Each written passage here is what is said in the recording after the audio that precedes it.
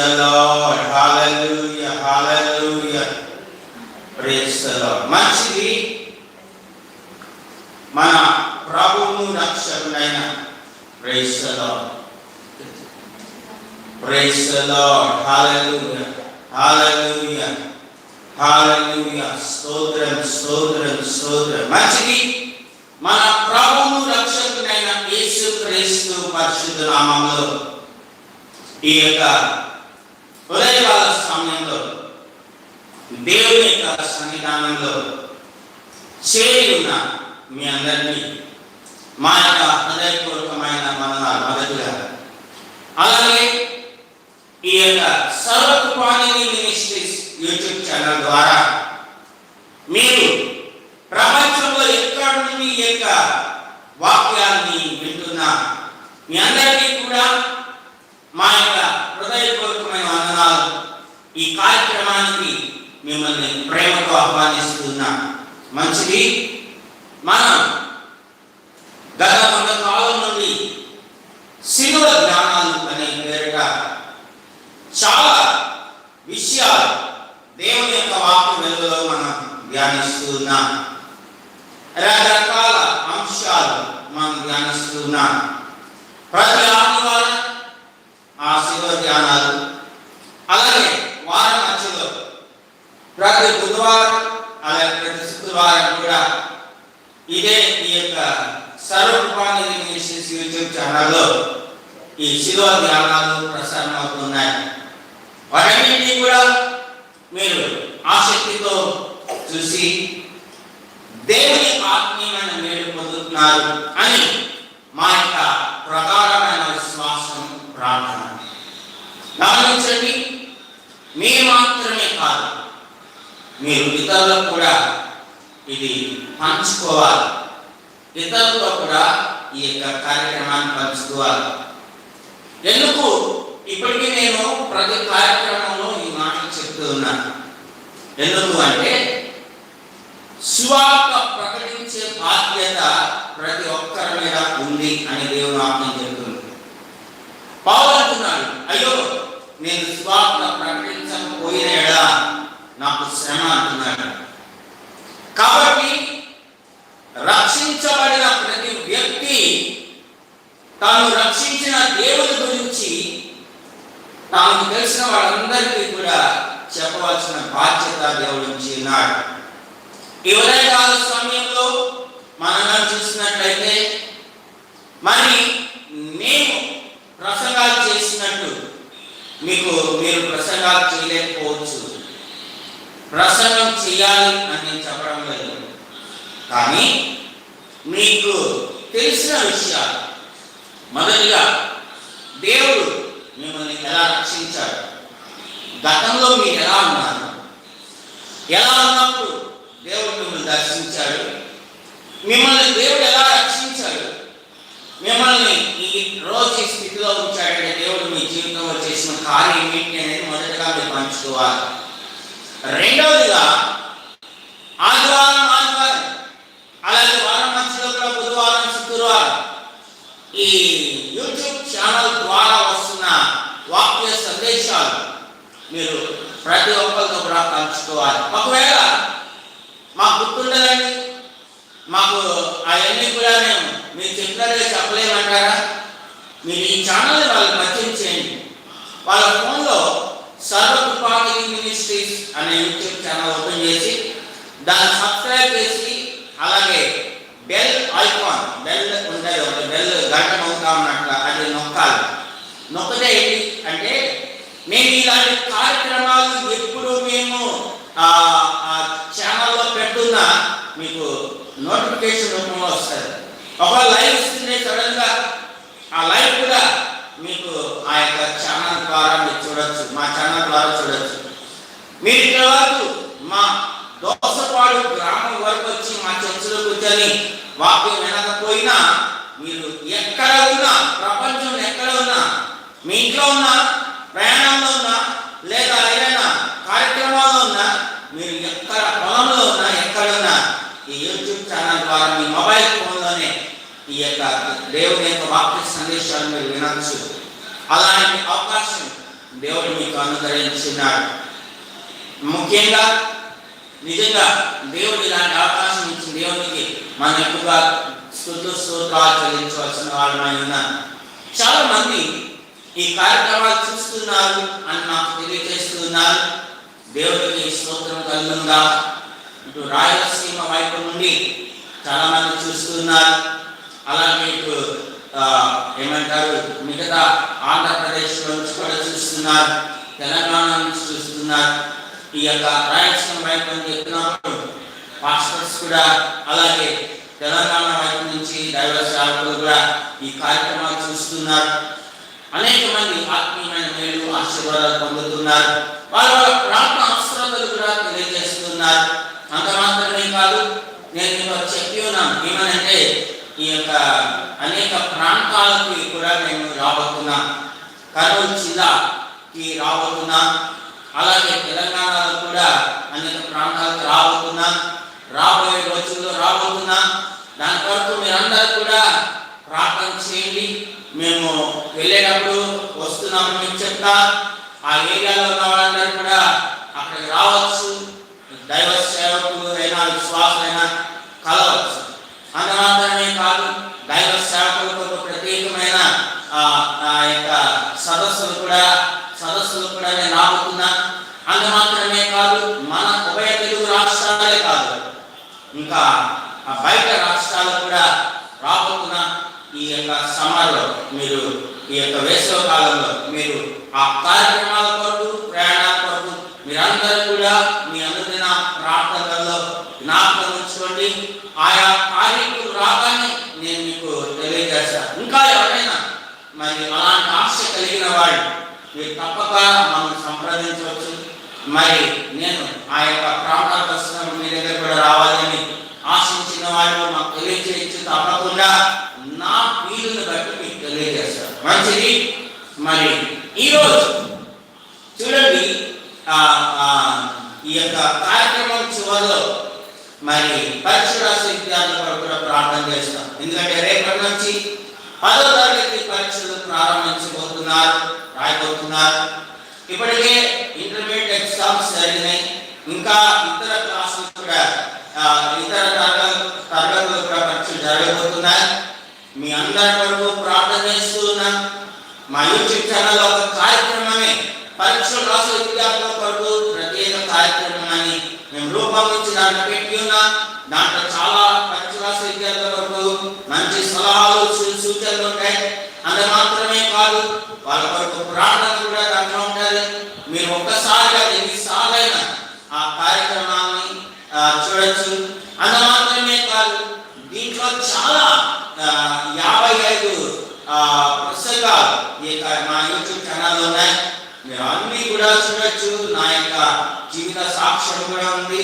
అలాగే మందిరానికి ఎందుకు వెళ్ళొద్దా అని ఇలా చాలా ఆసక్తికరమైన ప్రసంగాలు, విషయాలు మా యూట్యూబ్ ఛానల్లో ఉన్నాయి. కాబట్టి మీరు వాటన్నిటిని చూడండి. మా ఛానల్ సబ్స్క్రైబ్ చేయండి. ఇతరులకు కూడా తెలియచేయండి. మంచిది.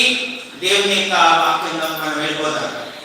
ఈరోజు ఈ శిలువ ధ్యానాల్లో భాగంగా మన యొక్క మూల వాక్యం, మన యొక్క అంశం చదువుకున్న అపోస్తలుడైన పౌలు ఫిలిప్పీయులకు రాసిన పత్రిక 3వ అధ్యాయం 18వ వాక్యం. అపోస్తలుడైన పౌలు ఫిలిప్పీయులకు రాసిన పత్రిక 3వ అధ్యాయం 18వ వాక్యం. అనేకులు క్రీస్తు శిలువకు శత్రువులుగా నడుచుకొనుచున్నారు. చాలండి, ఒక చిన్న మాట. అనేకులు క్రీస్తు శిలువకు శత్రువులుగా నడుచుకొనుచున్నారు. అందరు చెప్పండి నాకు కలిసి. అనేకులు, అందరు చెప్పండి. అనేకులు క్రీస్తు శిలువకు శత్రువులుగా నడుచుకొనుచున్నారు. చాలా చూడండి, మన యొక్క ఈ దినమున మన శిలువ ధ్యానాల్లో మూల అంశం అని అనేకులు క్రీస్తు శిలువకు శత్రువులుగా నడుచుకొనుచున్నారు. నడుచుతున్నారు. ఇది నిజంగా చాలా విడ్డూరం, చాలా విచిత్రం.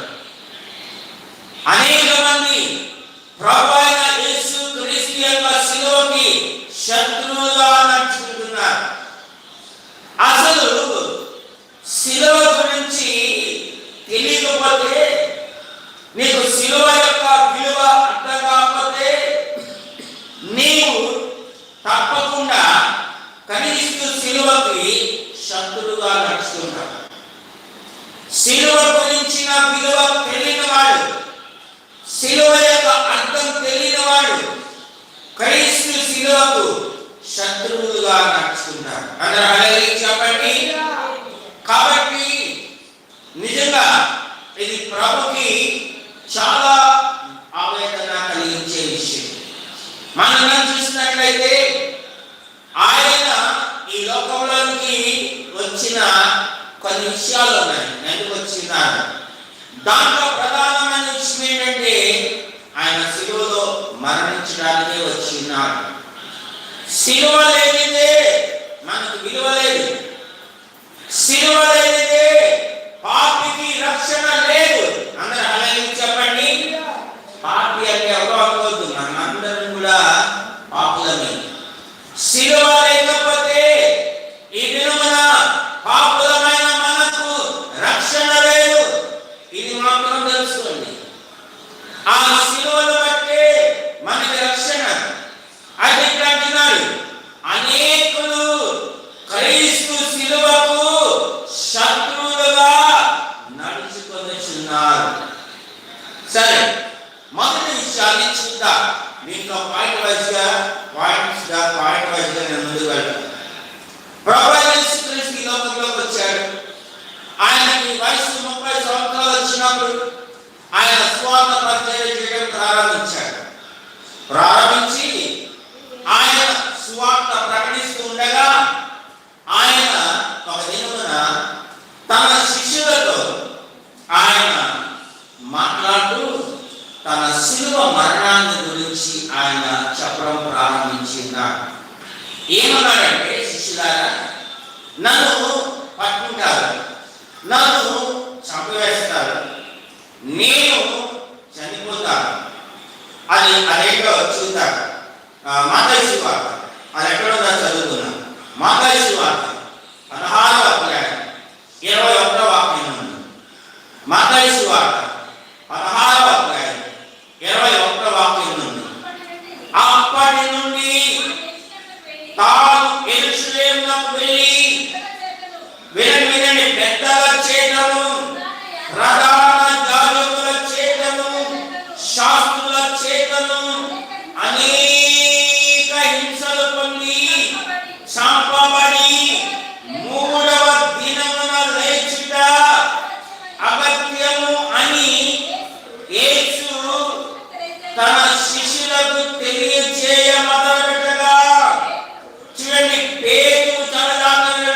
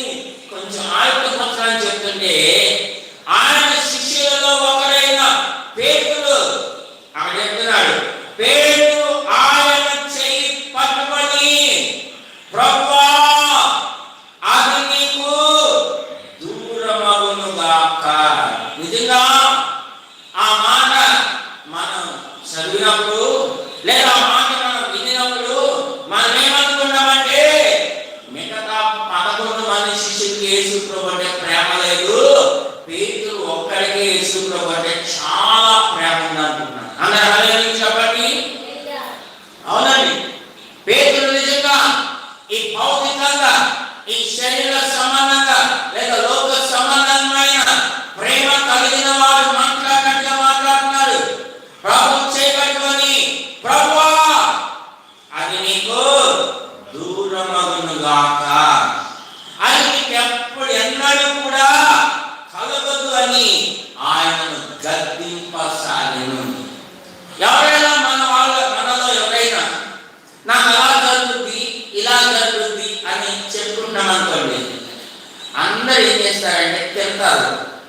ఎందుకు నువ్వు అలా ఊహిస్తావు, ఎందుకు నువ్వు ఆ విధంగా కల్పించుకుంటావు, ఎందుకు నువ్వు అలా అపశకునంగా మాట్లాడతావు అంటారు. అంటే అలాగే చెప్పండి. అవునండి. ఇప్పుడు మనమంటే మామూలు మనుషులు అనుకోండి. అయితే ఆయన పరలోకం నుండి భూమి మీదకి ఆయన తమ తాను తగ్గించుకొని వచ్చిన దేవుడు. ఆయనకి జరిగినే తెలుసు, ఆయనకి జరుగుతున్నా తెలుసు, ఆయనకి జరగబోయే కూడా తెలుసు. అందుకనే ఆయన తమ జీవితంలో ఏం జరగబోతున్నా చెప్తున్నాడు. అయితే మనకేమో జరిగినాయి అంటే సరే చరిత్ర చదువుకుంటే తెలుస్తుంది, జరుగుతున్నాయి అంటే న్యూస్ పేపర్ టీవీలో వార్తలో తెలుసుకుంటాం. జరగబోయే సంగతి మనకు తెలియదు. అందుకనే మనకి ఆయనకి చాలా తేడా ఉంది. ఈ పేతురు యేసు ప్రభు వెంట తిరుగుతున్నాడు కానీ, యేసు ప్రభుతో నడుస్తున్నాడు కానీ, ఆయన చెప్తున్న విషయాలు నిజంగా జరగబోయేవి అని గ్రహించలేకపోతున్నాడు. అది ఆయన తప్పు కాదు, ఎవరి తప్పు చూద్దాం. తర్వాత వచ్చిన చదవండి. గద్దింపసాగెను 23 మత్తయి సువార్త 16:23.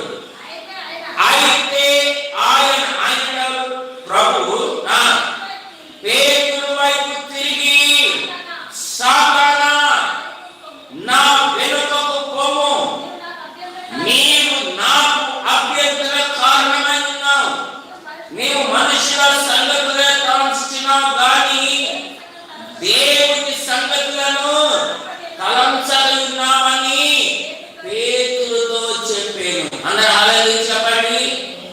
ఇప్పుడు మీకు అర్థమైందా? పేతురుకి ప్రభువు మీద ఉన్న భౌతికమైన ప్రేమతో ఆ మాట చెప్పడం కాదు. పేతురు ప్రభు మీద ఉన్న భౌతికపరమైన ప్రేమకి మాట చెప్పడం కాదు. పేతురు అట్లా మాట్లాడడానికి గల కారణం ఏంటంటే, అపవాదైన సాతానుడు పేతురుని ప్రేరేపించి మాట్లాడిస్తున్నాడు. అందరూ హల్లెలూయా చెప్పండి. పేతురులో ప్రేరేపణ కలిగించి అలా మాట్లాడిస్తున్నాడు. అందుకనే ప్రభు ఏమంటాడంటే, ఆయన పేతురు వైపు తిరిగి, సాతానా నా వెనుకకు పోము. క్రీస్తు శిలువకు శత్రువు ఎవరంటే, మొట్టమొదటి వ్యక్తి అపవాదైన సాతాను అని చెప్పండి. ఎవరండి? అపవాదైన సాతాను. రేపు బుధవారం ఇదే యూట్యూబ్ ఛానల్లో ఒక మెసేజ్ అప్లోడ్ చేయబోతున్నా. దాని యొక్క టాపిక్ ఈ సందర్భంగా చెప్పేస్తూ ఉన్నా. అదేంటంటే, యేసు ప్రభు శిలువ మరణం పొందడానికి లోకంలోకి వచ్చినాడు. అయితే ఆయన శిలువ మరణం పొందకుండా ఆయనని చంపేయాలని అపవాదైన సాతానుడు కుట్రలు చేస్తున్నాడు. ఆ కుట్రలు ఏంటో, ఏ విధంగా చేస్తున్నాడో రేపు బుధవారం ఈ శిల్వ ధ్యానాలు మెసేజ్లో మీరు వినబోతున్నారు. అందరూ హల్లెలూయా చెప్పండి. అవునండి, బుధవారం 2 టాపిక్స్ మీద నేను వాక్యం చెప్పబోతున్నాను. ఆ వాక్యంలో ఒకటి, యేసు ప్రభు శిలువ మరణం పొందకుండా ముందుగానే అపవాదైన సాతాను ప్రభువు చంపాలని చేసిన కుట్రలేంటి, అలాగే యేసు ప్రభుని ఏ విధంగా బంధించిన విధానం ఏంటి అని 2 టాపిక్స్ మీకు చెప్పబోతున్నాను. దాని వరకు ప్రార్థనతో మీరు వేచి చూడండి. సరే, ఇక్కడ అపవాదైన సాతాను యేసు ప్రభు ఆ మాటలు ఆ శిష్యులందరితో చెప్తున్నప్పుడు పేతురులోనికి దూరి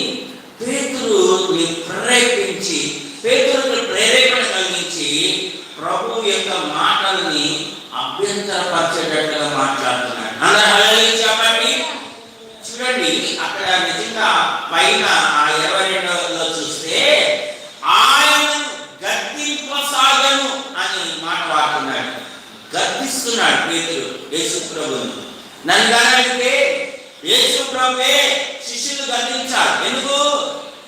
శిష్యులు ప్రభుని పిలిచేవాళ్ళు, బోధకుడు అని పిలిచేవాడు. అందరూ హల్లెలూయా చెప్పండి. ఒక బోధకుడు ఒక శిష్యుని గద్దించాలి, కానీ ఇక్కడ రివర్స్ అవుతున్నాడు. ఏంటంటే ఒక శిష్యుడు బోధకుని గద్దిస్తున్నాడు. అందరూ హల్లెలూయా చెప్పండి. అయితే పేతురు నిజంగా చాలా స్పెషల్ వ్యక్తి అండి. అదేంటో నేను చెప్తాను, చాలా జాగ్రత్తగా. అపవాదైన సాతాను ప్రేరేపిస్తే ప్రభుతో ఇలా మాట్లాడుతున్నాడు, ప్రభా అది నీకు దూరమగునుగా, అంటే శిలువమరణం నీకు దూరమగునుగా, అది నీకెన్నడూ కలగదని ఆయన గద్దిస్తా ఉన్నాడు. ఇంకో చోట మనం చూసినట్లయితే ప్రభు తన గురించి శిష్యులు అడుగుతున్నాడు, శిష్యులారా నా గురించి ప్రజలు ఏమని అనుకుంటున్నారు అని అంటే, కొంతమంది నువ్వు బాప్తిస్మం ఇచ్చే యోహాను అనుకుంటున్నారు, కొంతమంది నువ్వు మోషే అనుకుంటున్నారు, కొంతమంది నువ్వు ఏలియా అనుకుంటున్నారు, కొంతమంది ఎలీషా అనుకుంటున్నారు, కొంతమంది పాత నిబంధన భక్తులలో లేదా ప్రవక్తలలో ఒక ప్రవక్త అని అనుకుంటున్నారు అని శిష్యులు సమాధానం చెప్పారు. అయితే ఓకే, ప్రజలు ఏమనుకుంటున్నారో మీరు నాకు చెప్పారు, మీరైతే ఏమనుకుంటున్నారో అని అడిగారు. అందరూ హల్లెలూయా చెప్పండి. ఆ మాట ప్రభు తన శిష్యుని అడగగానే ఏ ఒక్క శిష్యుడి దగ్గర కూడా సమాధానం లేదండి, కానీ పేతురు దగ్గర మాత్రమే సమాధానం ఉంది. ఏమంటాడు తెలుసా?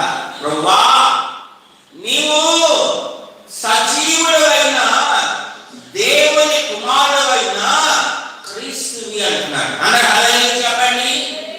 అప్పుడండి ప్రభుకి ఎంత సంతోషం అయిపోయిందో పేతురు విషయంలో.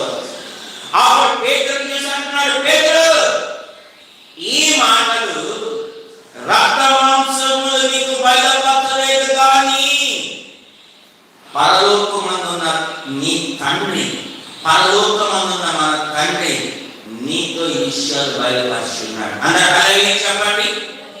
అక్కడ పేతురు యేసు ప్రభు ఎవరు అనేది ఎలా చెప్తున్నాడు? పరలోకమందున్న తండ్రి బయలుపరిచిన విషయాలు చెప్తున్నాడు. ఇక్కడ ఏం చెప్తున్నాడు? అపవాదైన సాతాను అతన్ని ప్రేరేపించగా ప్రభు చేపట్టుమని, పేతురు ఆయన చేపట్టుమని, ప్రభువా ఆ శిలువ మరణం నీకు దూరమగునుగాక, అది నీకెన్నడూ కలుగదని ఆయనను గద్దింపసాగాను. అందరూ హల్లెలూయా చెప్పండి. చాలా జాగ్రత్త. ఇదే పేతురు ఒక దేవుని చేత ప్రేరేపించబడి ఆ మరుగై ఉన్న ఆ యొక్క మర్మాన్ని బయలుపరుస్తున్నాడు. ఇదే పేతురు అపవాదైన సాతాను చేత ప్రేరేపించబడి యేసు ప్రభుకి అభ్యంతర కారణంగా ఉంటున్నాడు.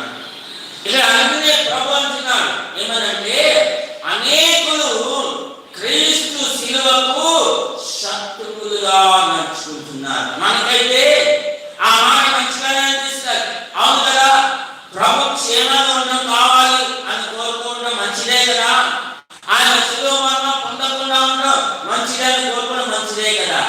కాదు కాదు కాదు, ఆయన శిలువ మరణం పొందడానికే వచ్చినాడు. అందరూ హల్లెలూయా చెప్పండి. హల్లెలూయా. అయితే ఆ శిలువ యొక్క విలువ తెలియని వాళ్ళు ఆ విధంగా అడ్డుపడుతుంటారు. వాళ్ళలో మొదటి వ్యక్తి ఎవరంటే అపవాదైన సాతాను. చెప్పండి ఎవరండి? వానికి ఎందుకు తెలియదులే, తెలియని వాళ్ళు అంటున్నాను కానీ వానికి తెలుసు. ఎక్కడ యేసు ప్రభు శిలువ నింపితే, ఎక్కడ యేసు ప్రభు శిలువ మీద మరణిస్తే తన పతనం అయిపోతాడు, ఆ అపవాదైన సాతాను పతనం అయిపోతాడేమో అని అతను ఏం చేస్తున్నాడో తెలిసిన, ఇంతకుముందు చాలా ప్రయత్నాలు చేశాడు. అదే బుధవారం నేను చెప్పబోతున్న మెసేజ్ చెప్పాను. చాలా కుట్రలు చేశాడు, శిలువ మరణం పొందకుండా ముందే ప్రభుని అవమానించాడు. కానీ అది వాడి వల్ల కాదా. ఇప్పుడు ఆయన శిలువ మరణం వరకు చేస్తుంటే ఆ శిలువ మరణం పొందనీయకుండా తన సొంత శిష్యులలో నుంచి ఆయన ఆనందపరచాలని చూస్తున్నాడు. అందరూ హల్లెలూయా చెప్పండి. తన సొంత శిష్యుని ద్వారా తన సొంత శిష్యుని ఉపయోగించే యేసు ప్రభు యొక్క శిలువ మరణానికి అభ్యంతర కారణం అవ్వాలని ప్రయత్నిస్తున్నాడు.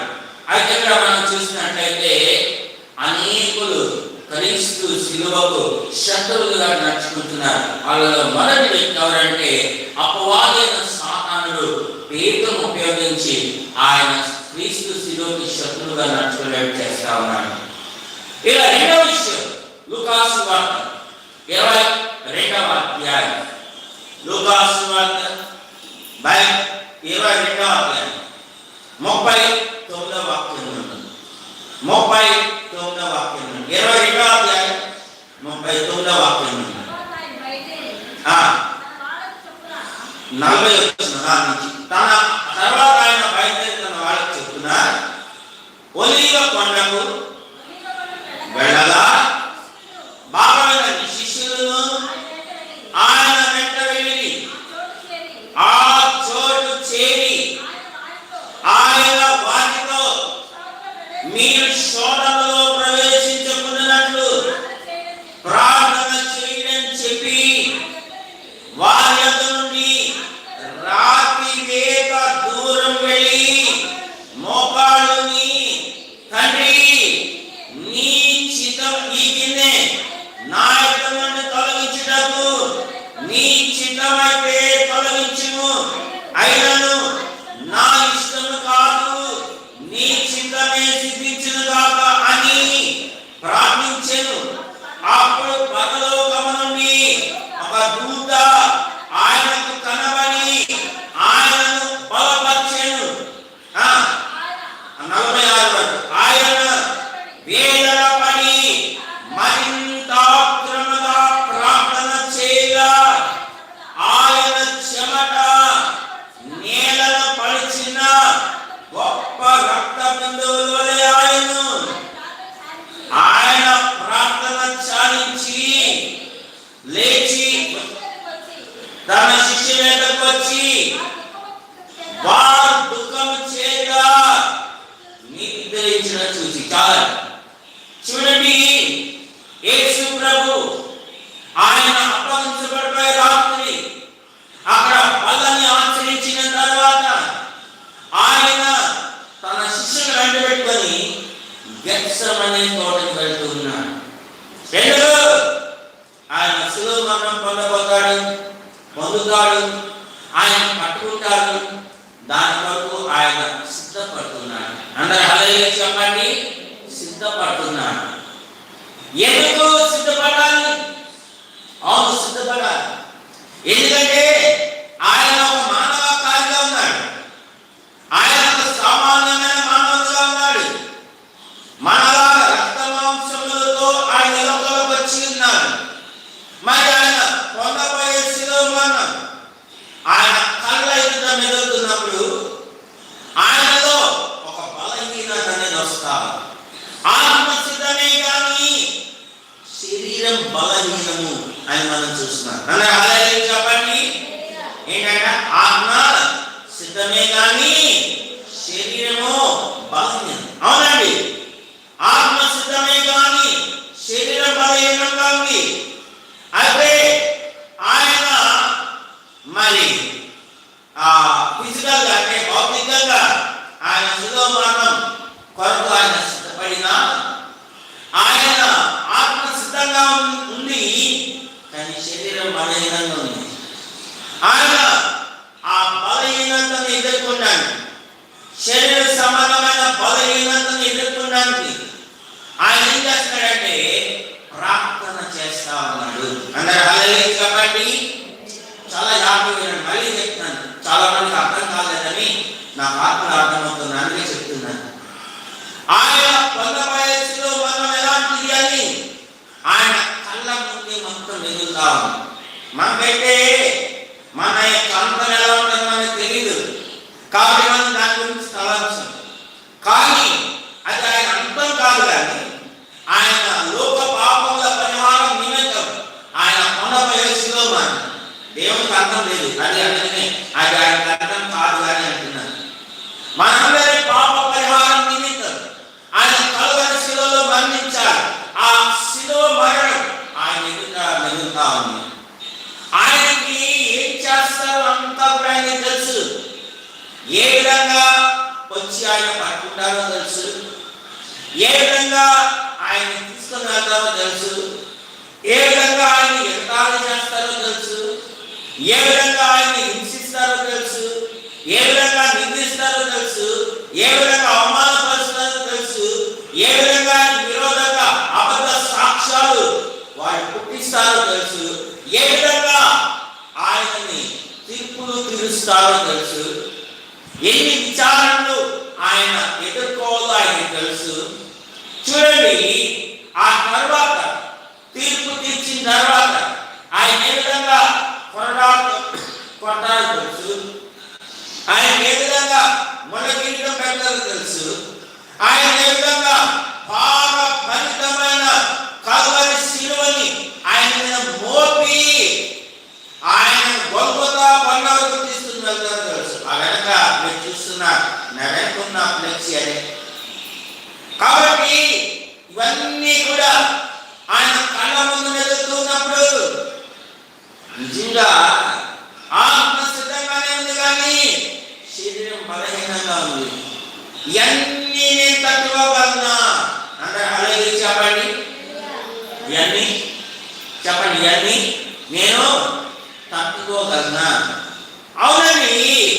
ఎందుకంటే ఆయన దేవుడైనా ఆయన లోకంలోకి ఒక సామాన్యమైన మానవుడుగా వచ్చాడు. అంటే అలాగే చెప్పండి, అది తెలుసుకోవాలి ఫస్ట్. ఆయన దేవుడైనా, ఆయన దైవత్వం, ఆయన మహిమ, ఆయన ప్రభావం, ఆయన గుణాలంతా కూడా పరలోకంలో విడిచిపెట్టేసి ఆయన ఏమి లేని వాడుగా ఒక సామాన్యమైన మానవుడిగా లోకంలోకి వచ్చినాడు. మరి అలా వచ్చినప్పుడు ఆయన ఈ భౌతికమైన దేహం మనవలే రక్త మాంసముల వెలుగుల దేహంలో వచ్చినప్పుడు ఇవన్నీ నేను తట్టుకోగలనా అని ఒక ఆలోచన ఖచ్చితంగా ఎవరికైనా వస్తుంది. అందరూ అలాగే చెప్పండి.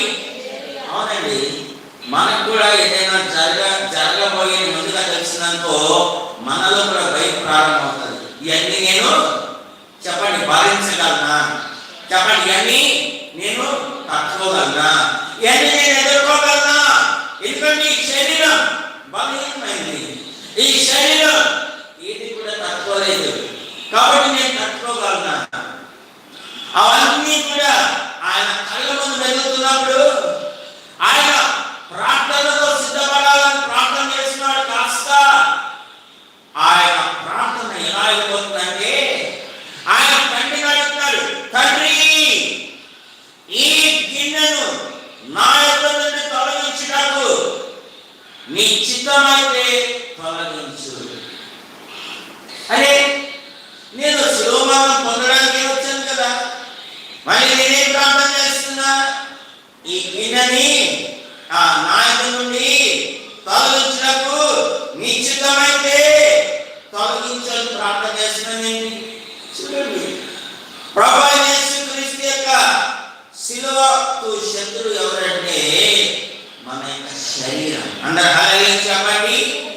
మన శరీరం ఆత్మ సిద్ధమే కానీ శరీరం బలహీనం.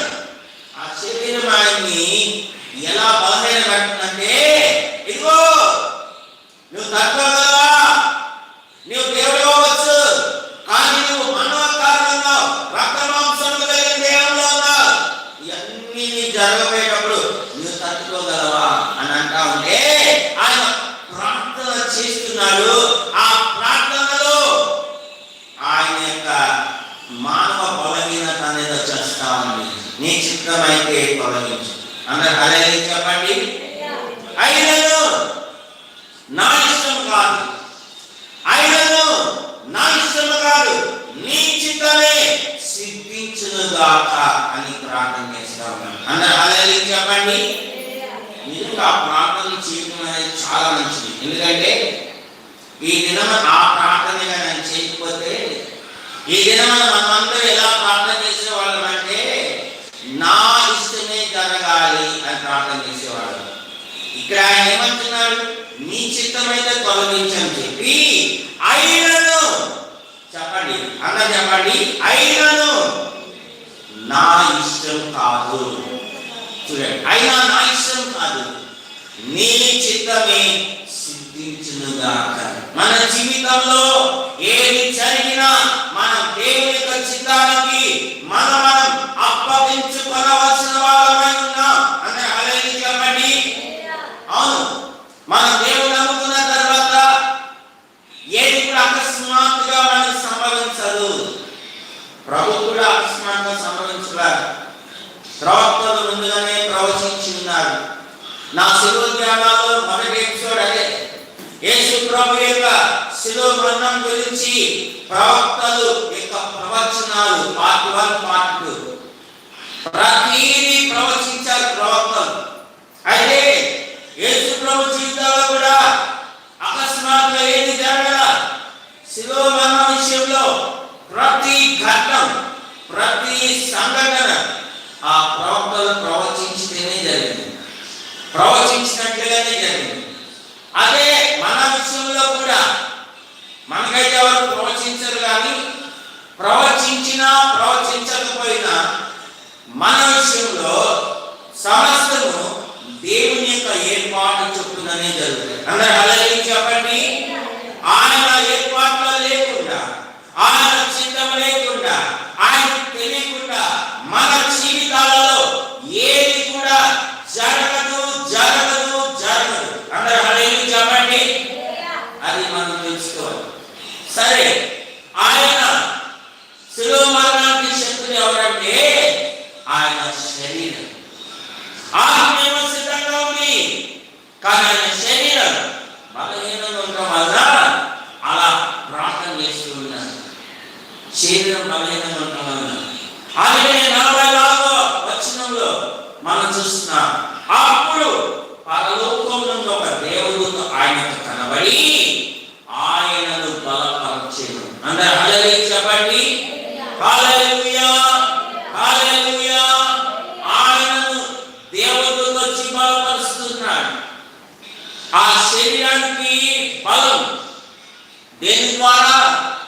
పరలోకం నుంచి దేవుడు వచ్చి బలపరచడం ద్వారా. చాలా మందికి కన్ఫ్యూషన్ అవుతుంది. ఆత్మకి బలమైతే దేవుడు అవసరం, ఆత్మకి బలమైతే దేవుడు అవసరం అని అనుకుంటారు. కాదు. శరీరానికి బలం కావాలన్నా అది పరలోకం నుండి రావాల్సింది. అందరూ హల్లెలూయా చెప్పండి. మళ్ళీ చెప్తున్నాను, శరీరానికి బలం కావాలన్నా ఎక్కడి నుంచి రావాల్సిందే? చెప్పాలందరూ, పరలోకం నుండి రావాల్సిందే. అవును, సంసోను విషయం తెలియదా? సంసోను, అవును, ఆయన బలం పరలోకం నుండి దేవుడు ఆయనకి ఇస్తేనే వచ్చింది. అలాగే ఆ అనేక మంది పాత నిబంధన భక్తులు అందరూ ఒక్కరు అన్నం లేదు, పరలోకం నుండి రావాల్సింది. గాను చాట్ల దాక్కుని గౌరవంలో దొరకట్టుకుంటున్నాడు గిద్యోను. అయితే ఆ దేవుడు పరలోకం నుంచి దిగి వచ్చి అంటున్నాడు, పరాక్రమం గలవాడా యెహోవా నీకు తోడై ఉన్నాడు అంటున్నాడు. అందరూ హల్లెలూయా చెప్పండి. ఆ దేవదూత గిద్యోను దగ్గరికి వస్తేనే గిద్యోను బలం వచ్చింది. అందరూ హల్లెలూయా చెప్పండి. అలాగే ఒక అయ్యగారు పారిపోతున్నాడు. ఆ రేచుకు రాణి ఆమెకు భాగ్యం ఇచ్చింది. ఇదిగో రేపు ఈ టైం కదా నిన్ను నేను చంపేస్తాను వాణి ఇస్తే, ఈ అయ్యగారు పారిపోతున్నాడు. పారిపోయి ఒక పదవి వృక్షం క్రింద మరణాపేక్షగలవాడై ఉండి హాయిగా నిద్రపోతున్నాడు. అప్పుడు పరలోకం నుంచి దేవుడు దిగి వచ్చాడు. అందరూ హల్లెలూయా చెప్పండి. దిగి వచ్చి వాయిగారు అంటే ఏమనుకుంటున్నాడు? నన్ను చంపే వాళ్ళు వచ్చారా బాబు అని కంగారు పడుతున్నాడు. అందరూ హల్లెలూయా చెప్పండి. అసలు చంపే వాళ్ళు దేనికి చంపక్కర్లా, పండుగప్పుడు ఇంకా బాగా చంపేసి. అయితే ఉలిక్కుబడి లేచాడు. బాబు లేచున్నానంటే లేచి చూస్తే దేవుడు అవుతారు. అందరూ హల్లెలూయా చెప్పండి.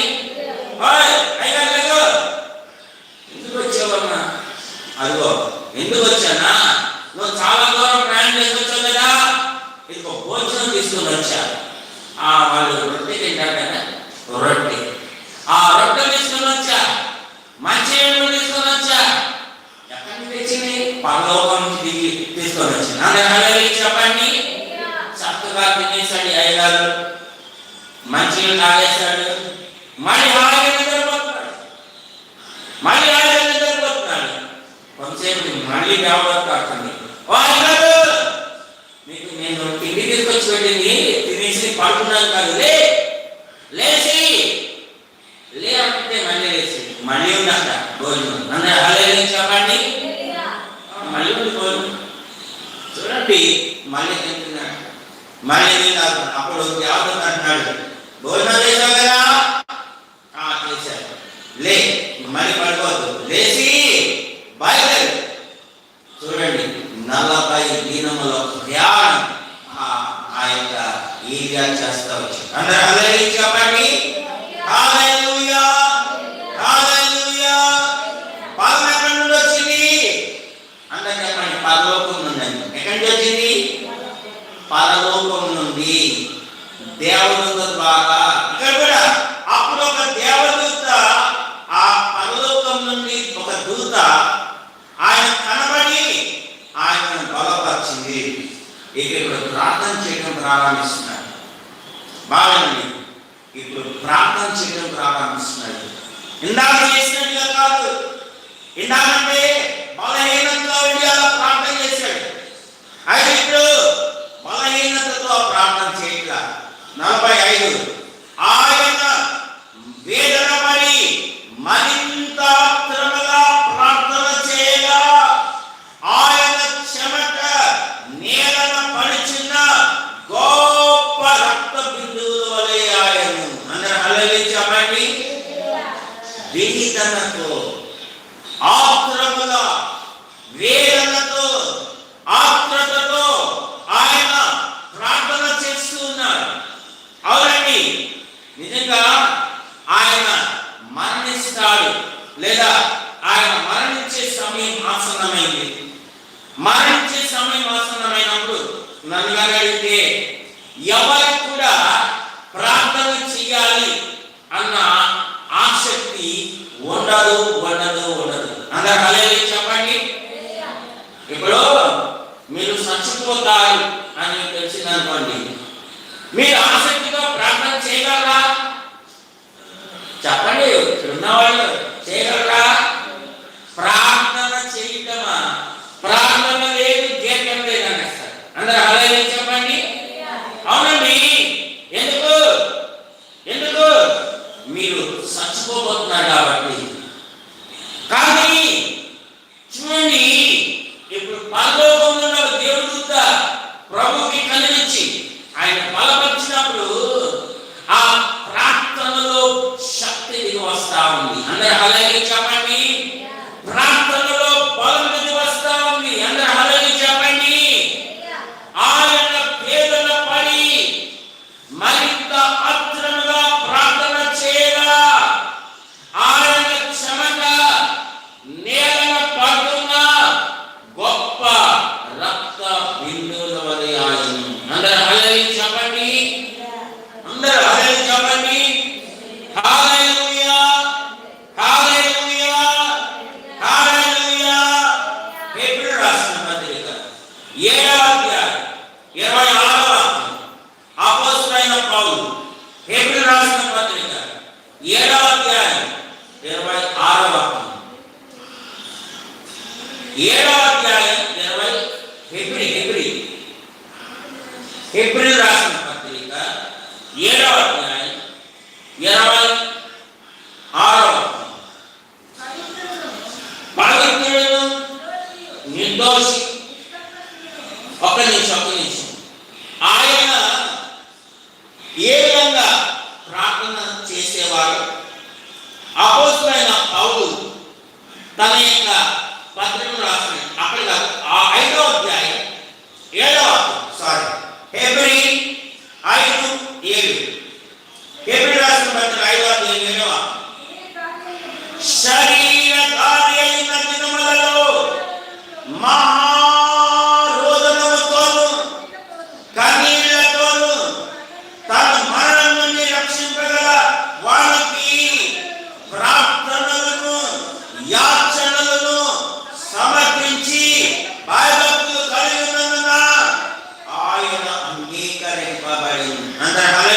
చెప్పండి, బిగ్గరగా హల్లెలూయా చెప్పండి. హల్లెలూయా, హల్లెలూయా, హల్లెలూయా. యేసు ప్రభు 3.5 సంవత్సరాలు పగలంతా కాలినడకన గ్రామాలు పట్టణాలు తిరిగి సువార్త పరిచర్య చేసి ఆయన వాక్యం చెప్పడమే కాదు, ఆయన పక్కకు వచ్చిన రోగులు వాళ్ళు ఎలాంటి వాళ్ళైనా వాళ్ళకి స్వస్థపరచి సాయంత్రం చీకట పడే వరకు ఆ పరిచర్య చేసి ఆ చీకట పడుతున్నాగా ప్రజలందరూ ఎవరైనా వాళ్ళు వెళ్ళిపోగాని ఆయన ఒక్కరే ఒంటరిగా ఒలీవల కొండ మీదకి వెళ్ళారు. అందరూ హల్లెలూయా చెప్పండి. ఆ ఒలీవల కొండ మీదకి వెళ్ళి ఆయన ఒలీవల కొండ మీద ఏకాంతముగా ఆయన ప్రార్థన చేస్తూ ఉండేవాడు. ఎలా ప్రార్థన చేసేవాడు ఎవరికి తెలియదు కదా. ఇదిగో ఈ హెబ్రీ 5:7 చెప్తున్నాడు, శరీర దాగైన దినములలో మహారోదనముతోను కన్నీళ్లతోను తను మరణం నుండి రక్షింపగలిగిన వానికి ప్రార్థనలు యాచనలు సమర్పిస్తున్నాడు. అందరూ హల్లెలూయా చెప్పండి. ప్రార్థనలు యాచనలు ఎలా చేస్తున్నాడంట చెప్పాలి. ఎలా చేస్తున్నాడంట? మహారోదనముతో అని చెప్పండి. ఇట్లాగా చెప్పాలి అందరికీ. ఎలా? మహారోదనముతో.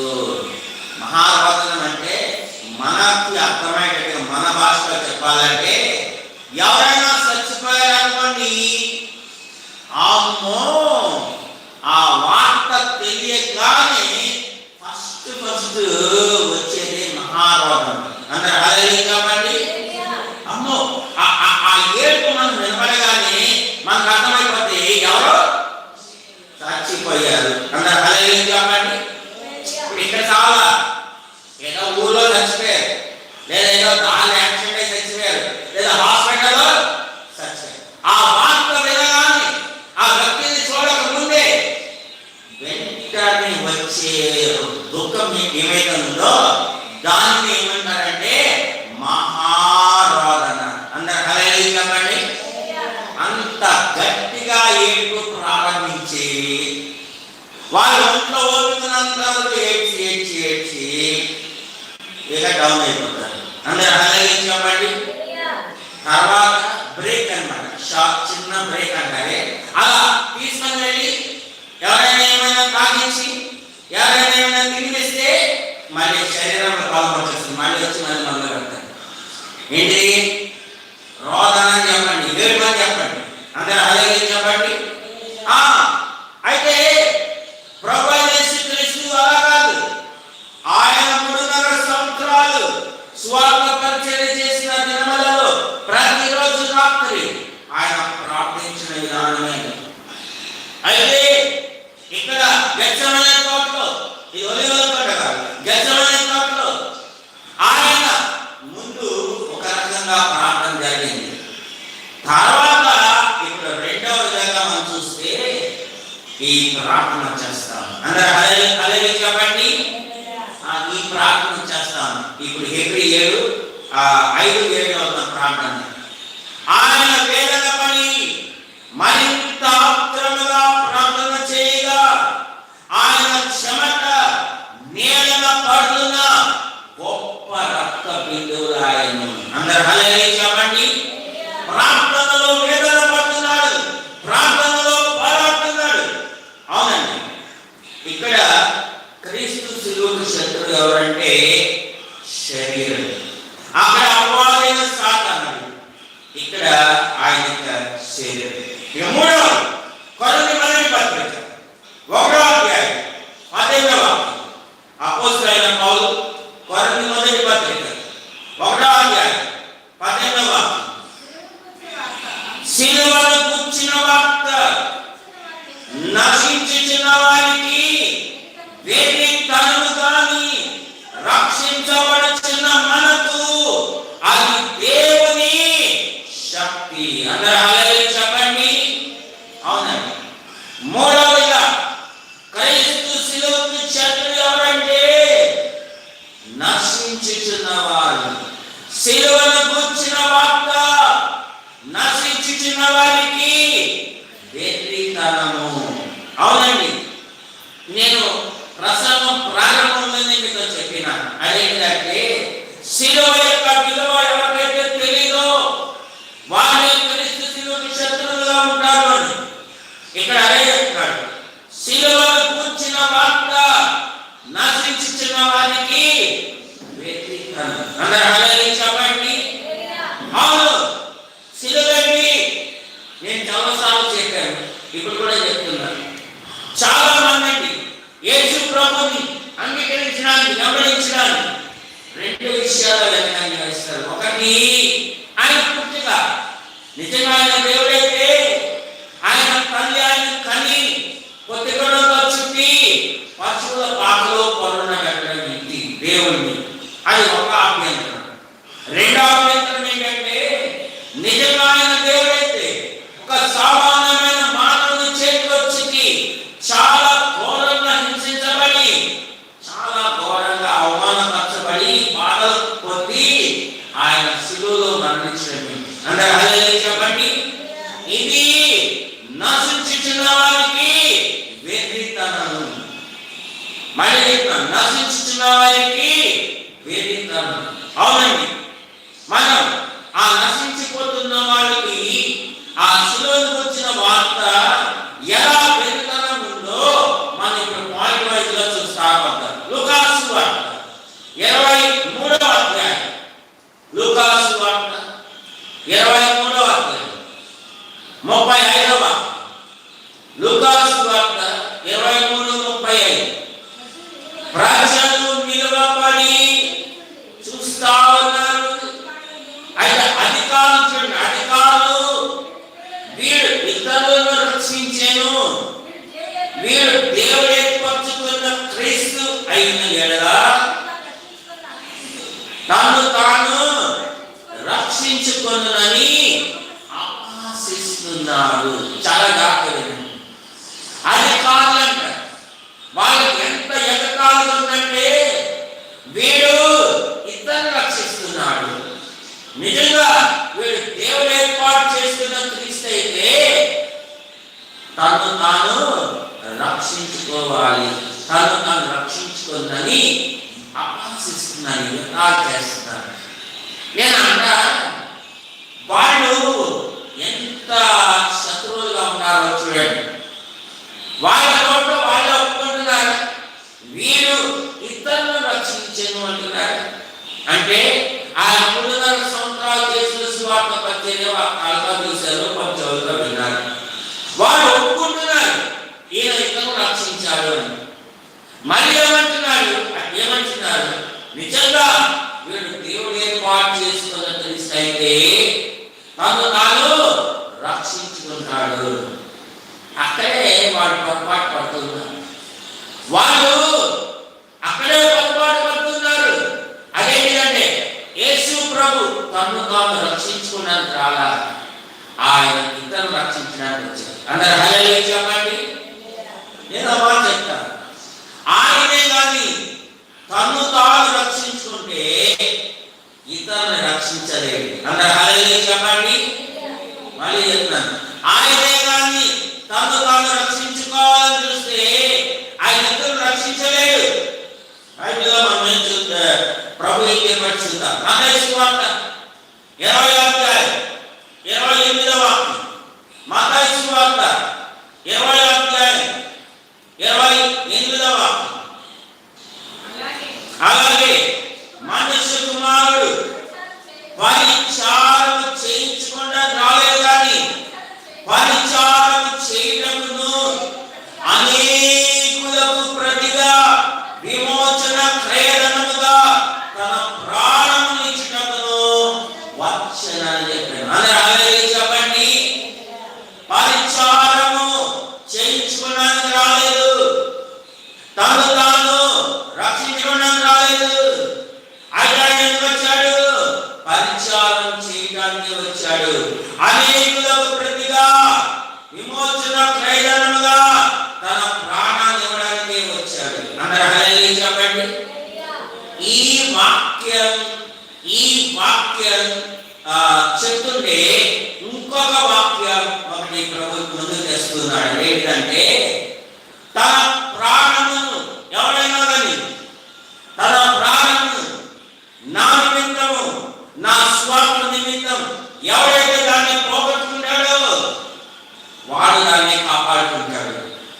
ఎవరైతే తన ప్రాణాన్ని కాపాడుకుంటాడో వాడు దాన్ని పోగొట్టుకుంటాడు. నా నిమిత్తమును, నా స్వార్థ నిమిత్తమును ఎవరైనా తన ప్రాణమును పోగొట్టుకుంటే చెప్పండి, వాడు దాన్ని కాపాడుకుంటాడు. ఎవరైతే తన ప్రాణాన్ని రక్షించుకోవాలని చూస్తాడో వాడు దాన్ని పోగొట్టుకుంటాడు. అవునండి, ఇక్కడ మనం చూస్తే ఈ సత్యం ఈ అధికారులకు తెలియదు. వాళ్ళు ఎంతకాలం ఏం ఆలోచిస్తున్నారంటే ఈయన ఇతరులను రక్షించడానికి వచ్చాడు, ఇతరులు రక్షించాడు, నిజంగా ఈయన దేవుడే ఏర్పాటు చేసుకున్న క్రీస్తే తాను రక్షించుకుంటాడు కదా అనుకుంటున్నాడు. నేను ముందే చెప్పాను, సిలువ యొక్క విలువ తెలియని వాళ్ళు క్రీస్తు సిలువ శత్రువులుగా ఉంటారు. అవునండి, వాళ్ళ లోపల సిలువ యొక్క విలువ తెలియదు కాబట్టి ఈయన నిజంగా దేవుడు ఏర్పాటు చేసుకున్నప్పుడు ఇస్తే తాను రక్షించుకోవచ్చు కదా. మేమందరం కలిసి ఆయన సిలువ వేశాం, అయితే ఆ సిలువ నుంచి ఆయన వచ్చేసి కదా, ఆ సిలువకు లేకుండా ఆయన తను కాపాడుకోవచ్చు కదా అని ఎగతాళి చేస్తాం. అర్థం కాక తెలియక ఎగతాళి చేస్తున్నారు. అందరూ హల్లెలూయా చెప్పండి. అవునండి, తెలియక ఆయనకి సిలువకి శత్రువులుగా మారిపోతున్నారు. ఆయన సిలువ యొక్క విలువ తెలియక సిలువను గురించిన మాట నశించుతున్నారు ఏదైనా రెండవగా నశించిపోతున్నారు ఎవరు? లూకాసు సువార్త 23వ అధ్యాయం, లూకాసు సువార్త 23వ అధ్యాయం 36వ వచనం నుండి 36వ వచనం నుంచి అంతటా సైనికులు ఆయన యొద్దకు వచ్చి ఆయనకు చిరకనిచ్చి, నీవు యూదుల రాజువైతే నిన్ను నీవే రక్షించుకొనమని ఆయనను అపహసించి, ఇతడు యూదుల రాజని పై విలాసమును కూడా ఆయనకు పైగా రాయబడింది. అందరూ హల్లెలూయా చెప్పండి. చాలా జాగ్రత్తగా గమనించండి. ఆయన సిలువ వేశారు ఆయన్ని. ఆయన తలకి పైగా ఒక చిన్న రేగు మొక్క మీద ఒక మాట రాశారు. ఏ మాట? ఇతడు యూదులకు రాజు. ఇంగ్లీష్ లో INRI ఉంటుంది. నేను రాబోయే రోజుల్లో ఒక ఎపిసోడ్ లో నేను ఇదంతా చెప్తాను. మీరు ఎదురు చూడండి, చాలా అమూల్యమైన సమాచారం దాంట్లో వస్తుంది. చాలా అమూల్యమైన సమాచారం సిలువ గురించి దాంట్లో వివరాలు వస్తాయి. అయితే ఇప్పుడు నేను దాంట్లో వివరాలు ఎందుకంటే నా సబ్జెక్ట్ కంప్లీట్ చేయాలి. సిలువ వేశారు. ఆ యేసు ప్రభు సిలువ మీద ఉన్నాడు. యేసు ప్రభు తలకి పైగా ఒక చిన్న రేకు ముక్క మీద INRI అని రాసి కొట్టారంటే దాని అర్థం ఇతడు చదవకండి ఎంత 38వ వచనం, ఇతడు యూదులకు రాజు. అందరూ హల్లెలూయా చెప్పండి. ఇతడు యూదులకు రాజు. ఎగతాళి చేయడానికి, ఆయన అపహసించడానికి, ఆయనకి శత్రువులుగా ఉండడానికి ఆ మాట రాసి ఆ పైన బోర్డు పెట్టారు. దాన్ని ప్రతి ఒక్కరు చదువుతున్నారు, సైనికులు కూడా చదివారు. చదివి 36వ వచనం చదివారు. అంతటా సైనికులు ఆయన వచ్చి ఆయనకు చిరకనిచ్చి, ఆయన రామని చెప్పినప్పుడు ఆయనకి చిరక తీసుకొని వచ్చి, నీవు యూదుల రాజు అయితే నిన్ను నీవే రక్షించుకొనమని ఆయన అపహసిస్తావు. అందరూ హల్లెలూయా చెప్పండి. ఎగతాళి చేస్తున్నారు. నీవు యూదుల రాజు అయితే నిన్ను నీవు రక్షించుకో. ఎందుకని? ఇంతకుముందే అధికారులు ఆయన్ని ఎగతాళి చేశారు, అపహసించారు. ముందు అధికారులు అపహసించిన తర్వాత ఇప్పుడు 7వ సైనికులు. దీంట్లో కూడా ఒక ఆర్డర్ పాటిస్తున్నారండి, క్రమం పాటిస్తున్నారండి. పైన ముందు పెద్దవాళ్ళు ఎగతాళి చేసిన తర్వాతే అప్పుడు మనం ఎగతాళి చేయాలి. ముందు అధికారులు ఎగతాళి చేశారు కదా, ఇప్పుడు మేము సైనికులు మేము ఎగతాళి చేస్తాం. ప్రభుని ఆ విధంగా వాళ్ళు ఇంకా చేస్తూ ఉన్నారు. మార్కు సువార్త 15వ అధ్యాయం మార్కు సువార్త 15వ అధ్యాయం 16వ వచనం నుండి అంతటా సైనికులు ఆయనను ప్రేటోరియం అను అధికార మందిరంలో తీసుకుని వచ్చి సైనికులందరినీ సమకూర్చుకున్న తరువాత ఆయనకు ఊదా రంగు వస్త్రమును తొడిగించి మొట్ల కిరీటమును ఆయన తల మీద పెట్టి, యూదుల రాజా నీకు శుభమని చెప్పి ఆయనకు వందనం చేయసాగను. మరియు రెల్లుతో ఆయన తల మీద కొట్టి ఆయన మీద ఉమ్మివేసి మోకాళ్ళుని ఆయనకు నమస్కారం చేసి వారు ఆయనను అపహసించిన తరువాత ఆయన మీద ఉన్న ఊదా రంగు వస్త్రం తీసివేసి ఆయన బట్టలు ఆయన తొలగించి ఆయనను శిలువ మీదకు తీసుకెళ్ళిపోయి. అందరూ హల్లెలూయా చెప్పండి. అందరూ ఆనందించండి. వాళ్ళు ఏంటంటే ఈయన యూదులకు రాజు కాబట్టి మామూలుగా ఉన్నాడే, ఒక రాజుగా ఉండాలి కదా అని ఆయనని ఒక పెద్ద హాల్, ఇంగ్లీష్ లో ప్రిటోరియం అని ఉంటారు, తెలుగులో ప్రేటోరియం అని రాయబడింది. ప్రేటోరియం ఓకే, ప్రేటోరియం అన్న అధికార మందిరం తీసుకున్న వారికి వెళ్ళి సైనికులందరినీ కూడా సమకూర్చి ఆయనకు ఊదా రంగు వస్త్రం తొడిగించి తలకి మొల కిరీటం పెట్టి ఆయన తల మీద ఆయన మొల కిరీటం పెట్టి, చూడండి ఆ రెల్లుతో ఆయన తల మీద కొట్టి ఆయన ఉమ్మివేసి, చూడండి యూదుల రాజా నీకు శుభం అంటున్నారు. సైనికులందరూ కూడా ఆయనకి యూదుల రాజుకి శుభమని ఆయనకు వందనం చేశాడు. అందరూ హల్లెలూయా చెప్పండి. అంటే ఒక మాట చెప్పాలంటే ఆయన రాజుగా సిద్ధం చేశారు. ఒక రాజుగా సిద్ధం చేసి ఆయనకి ఎగతాళిగా ఆయన వందనాలు చెప్తున్నారు. ఎగతాళి. అందరూ హల్లెలూయా చెప్పండి. ఎగతాళిగా పాపం వందనాలు చేస్తున్నారు. ఆ ఎగతాళే నిజమా అయితే ఏ రోజు వస్తాయి. అందరూ హల్లెలూయా చెప్పండి. అవునవును, ఎగతాళిగా ఆయన ఒక రాజు అని ఆయన రాజు లాగా మేకప్ చేసి ఆయనకి వందనాలు చేస్తున్నారు. ఆ రాజుగా మేకప్ చేసిన దాంట్లో ఒక బంగారు కిరీటాన్ని ఇచ్చి పెట్టి అది వేరే విధంగా ఉండేది. మొళ్ళ కిరీటాన్ని పెట్టి రేలుతో తల మీద కొట్టి ముళ్ళు బాగా కళ్ళలో దిగేటట్టుగా చేసి ఆయన ఎగతాళి చేస్తున్నారు. ఆయన ముఖం మీద ఉమ్మివేసి ఎగతాళి చేయడానికి ఉమ్మివేసి, యూదుల రాజా నీకు శుభమని ఎగతాళి చేస్తున్నారు. నేనంట వాళ్ళందరూ యూదులేనండి. అయితే వాళ్ళు యూదులైన యూదుల రాజా నీకు శుభమని అక్కడ చెప్తా ఉంటే వాళ్ళని ఎగతాళి చేసుకుంటున్నారని నాకు అర్థం కాదు. అందరూ హల్లెలూయా చెప్పండి. అవునండి, ఇతరులను ఎగతాళి చేస్తే అదొక విధంగా ఉంటుంది, కానీ వాళ్ళే ఆ విధంగా ఎగతాళి చేసుకుంటూ ఉన్నారు. వీళ్ళు ఆ క్రీస్తు శిలువకు శత్రువుగా ఉన్నవాడు. శిలువను వచ్చిన వార్త వీళ్ళు నశించిపోతున్నారని వీళ్ళకి వేదంగా ఉంది. తర్వాత మూడోది మత్తయి సువార్త 27:38. మత్తయి సువార్త 27:38.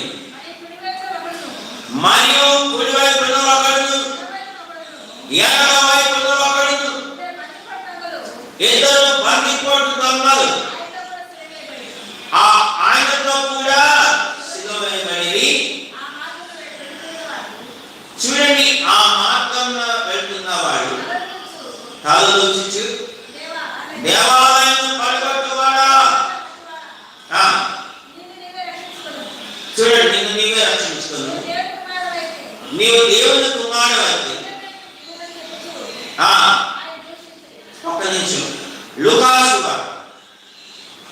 23:39. నేను మత్తయి సువార్త 27:38 చదవమన్నానంటే, ఆయన కుడివైపు ఒకరు ఎడమవైపు ఒకరు ఇద్దరు బందిపోటు దొంగలను తెలియజేయండి అందుకని చదవమన్నా. ఇప్పుడు లూకాసు సువార్త 23:39. వేలాడబడిన ఆ నేరస్తులలో ఒకడు ఆయనను దూషించుచు, నీవు క్రీస్తువు కదా, నిన్ను నీవు రక్షించుకొనుము, మమ్మను కూడా రక్షించుము అంటున్నారు. అందరూ హల్లెలూయా చెప్పండి. హల్లెలూయా. చూడండి, మూడోదిగా మొదటిగా ఎవరు అధికారులు, రెండోదిగా ఎవరు సైనికులు, మూడోదిగా ఇద్దరు దొంగలు సిలువలో పడ్డారే. ఆ ఇద్దరు దొంగలు ఒకడు, ఇద్దరు కాదు ఒకడు, ఆయన ఏం చేస్తున్నాడు? యేసు ప్రభుని దూషిస్తున్నాడు. ఆయన దూషిస్తూ, నీవు క్రీస్తువు కదా, నిన్ను నీవు రక్షించుకో, మమ్మల్ని కూడా రక్షించు. 3.5 సంవత్సరాలు కాలు నడిపిన గ్రామ గ్రామాలు పట్టణ పట్టణాలు తిరిగి ఆయన సువార్త పరిచయం చేసినప్పుడు ఎంత మంది రక్షించబడ్డారు. ఈయన ఆయన పనులు బిజీగా ఉన్నాడు. ఆయన బందిపోటు దొంగ కాబట్టి ఆ బందిపోటు దొంగతనాల్లో ఉంటా ఉన్నాడు. ఇప్పుడు ఆయన దొరికారు, ఆయన పట్టుకున్నారు, ఆయన శిలువ వేశారు. ఇప్పుడు ఆయన చనిపోతాడు అనగా ఇప్పుడు ఎవరు అవసరమైంది? యేసు ప్రభు అవసరమైంది. అందరూ హల్లెలూయా చెప్పండి. ఏం అవసరమైంది? రక్షణ అవసరమైంది. ఏం అవసరమైంది? రక్షణ. అర్థమైందా? బాధ్యత కాలం ఆయన ఇష్టానుసారంగా బతికాడు. ఇక చచ్చిపోతాడు అనగా ఇప్పుడు భయం వస్తా ఉంది. ఏంటా భయం? నేను చచ్చిపోతే నేను నరకానికి వెళ్ళిపోతానేమో అని. నీవు క్రీస్తువు కదా, నీవు క్రీస్తువు అయితే నిన్ను నీవు రక్షించుకో, మమ్మల్ని కూడా రక్షించు. నేనంట అడిగేది కూడా సరికాడు. అందరు హల్లెలూయా చెప్పండి. అడిగేది కూడా చెప్పండి, అందరు చెప్పండి. అడిగేది కూడా సరిగ్గా అడగాలి. నీవు క్రీస్తువు కదా, ఏమంటున్నాడు చూడండి, నిన్ను నీవు రక్షించుకో, మమ్మల్ని కూడా. అలా అది అడిగే పద్ధతి కానీ కాదు. నిన్ను నీవు రక్షించుకో, మమ్మల్ని కూడా రక్షించుకో. నేను ఒక మాట చెప్తాను, రక్షణ కావాల్సింది నీకా నాయక? నీకు. ఎందుకు? ఆయన లోకానికి రక్షకుడిగా వచ్చాడు, మనం రక్షించడానికి వచ్చాడు. ఆయన ఆల్రెడీ రక్షించబడిన వాడే, ఆయన మనం రక్షించడానికి వచ్చాడు. కాబట్టి మళ్ళీ నిన్ను నీవు రక్షించుకొని చెప్పనవసరం లేదు. అందరూ హల్లెలూయా చెప్పండి. నిన్ను నీవు రక్షించుకో, మమ్మల్ని కూడా రక్షించు అంటున్నాడు. చూడండి, క్రీస్తు శిలువకు ఎంత శత్రువుగా మారిపోయాడు. తర్వాత మత్తయి సువార్త 27వ అధ్యాయం, ఇందాక చదువుతున్న అది 27వ అధ్యాయం 39-40 వచ్చినారు. మత్తయి సువార్త 27వ అధ్యాయం 39-40. ఆ మార్గమున వెళుచున్న వారు తలొచ్చుచు దేవాలయమును పడగొట్టి 3 దినములలో కట్టువాడా, నిన్ను నీవే రక్షించుకో, నీవు దేవుని కుమారుడైతే శిలువ మీద నుండి దిగుమని చెప్పొచ్చు ఆయనను దూషించిరి. దారిలో పోయేవాడండి ఆమెనండి. ఆ గొప్పగా కొండ అనేది ఈ ఊరు బయట ఉంది. ఈరోజు కూడా ఈ శ్మశానాలని ఎక్కడుంటాయి? ఊరు బయటే కదా. చెప్పండి, ఊరు బయటే. ఆ గొప్పగా కొండ కూడా ఊరు బయట ఉంది. అదే ఈ ఊరు నుంచి ఊరు వెళ్ళాలంటే అదే దారి వెళ్ళాలి. మనం కూడా ఏదైనా ఊరు వెళ్ళాలంటే ఊరు బయట నుంచి వెళ్ళేటప్పుడు శ్మశానాలు తెలియనే లేదు. ఏ ఊరు వెళ్ళాలని అంటే నన్ను పల్లెటూరులో ముఖ్యంగా ఆ శ్మశానం దాకా వెళ్ళాలి. అయితే ఆ ఊరు ఆ రోడ్లో ఆ దాకా వెళ్తున్నవాడు, ఆ రోడ్లో పెద్ద రోడ్లే లేవు, ఆ దాకా వెళ్తున్నవాడు తల ఊపుతా వాళ్ళు ఎంతాలుగా అంటున్నారు,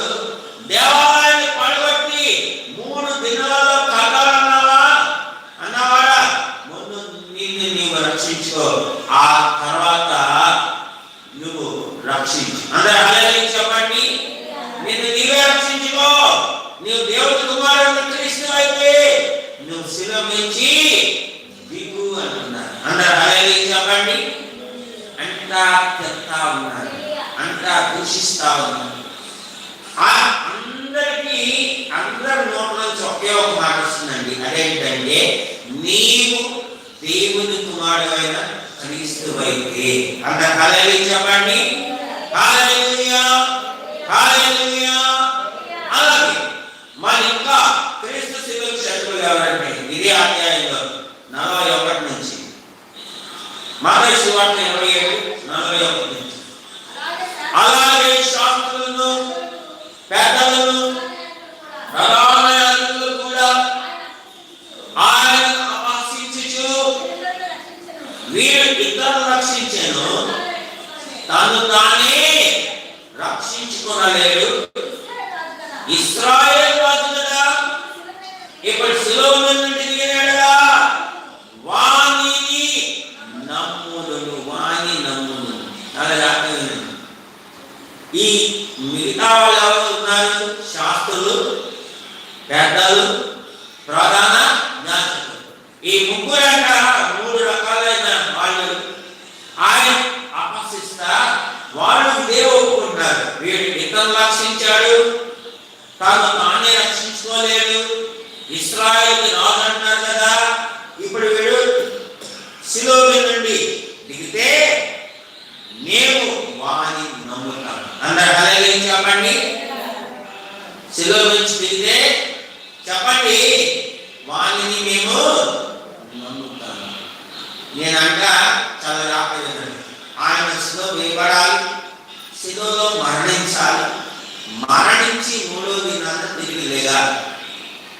అది ఆయన నియమించబడిన విషయం. అవునండి, ఆయన శిలువ వేయబడి అందరూ చూస్తుండగా శిలువ నుంచి దిగి వస్తే దాంట్లో అర్థం లేదు, రక్షణ పూర్తి కాదు.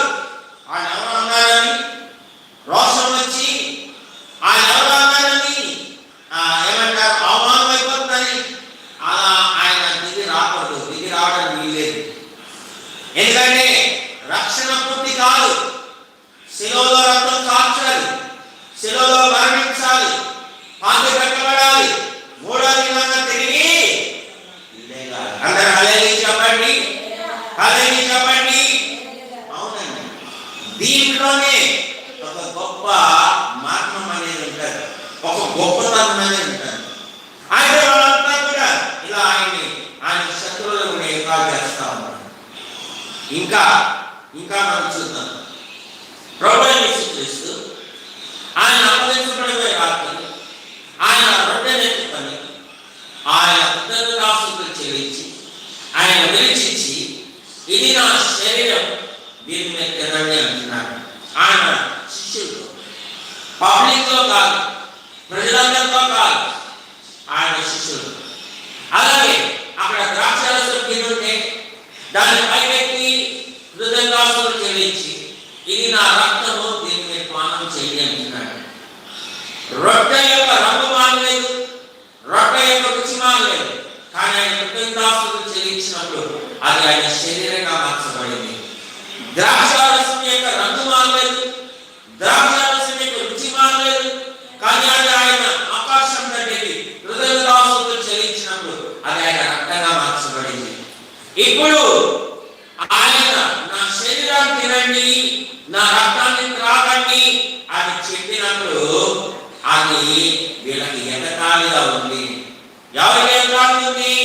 శిలువకు వచ్చిన వార్త నశించిపోతున్న వాళ్ళకి వ్యతిరేకంగా ఉంది అని రాయబడింది కదా, ఆ నశించిపోతున్న వాళ్ళకి ఎగతాళి. అందరూ హల్లెలూయా చెప్పండి. యోహాను సువార్త 6వ అధ్యాయం 51-52 వచనాలు. యోహాను సువార్త 6వ అధ్యాయం 51-52 వచనాలు. పరలోకము నుండి దిగి వచ్చిన జీవాహారము ఇదే, ఎవరైనా నేనే ఈ ఆహారం భుజించితే వాడెల్లప్పుడూ జీవించును, మరియు నేను ఇచ్చు ఆహారం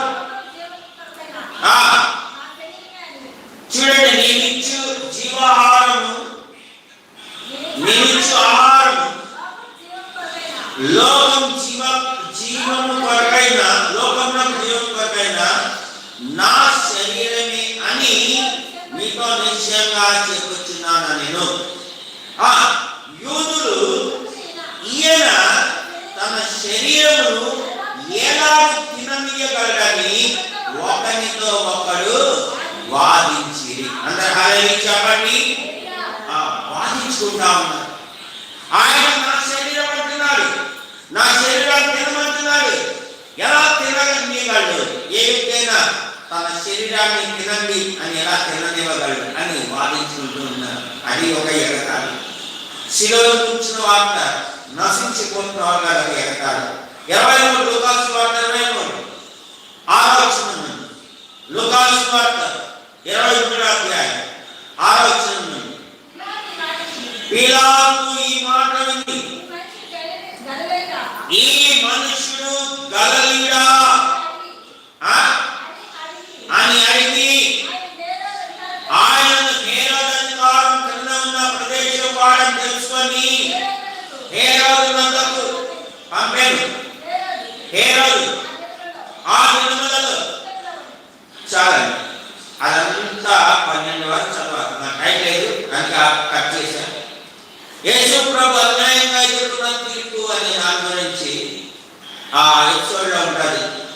అయితే ఆయన హేరోదు దగ్గర తీసుకుని వెళ్ళారు. హేరోదు ప్రభుని ప్రశ్నించి ఆయన ఎన్నాళ్ళు చేసి తర్వాత మళ్ళీ తిరిగి పిలాతు దగ్గరికి పంపించాడు.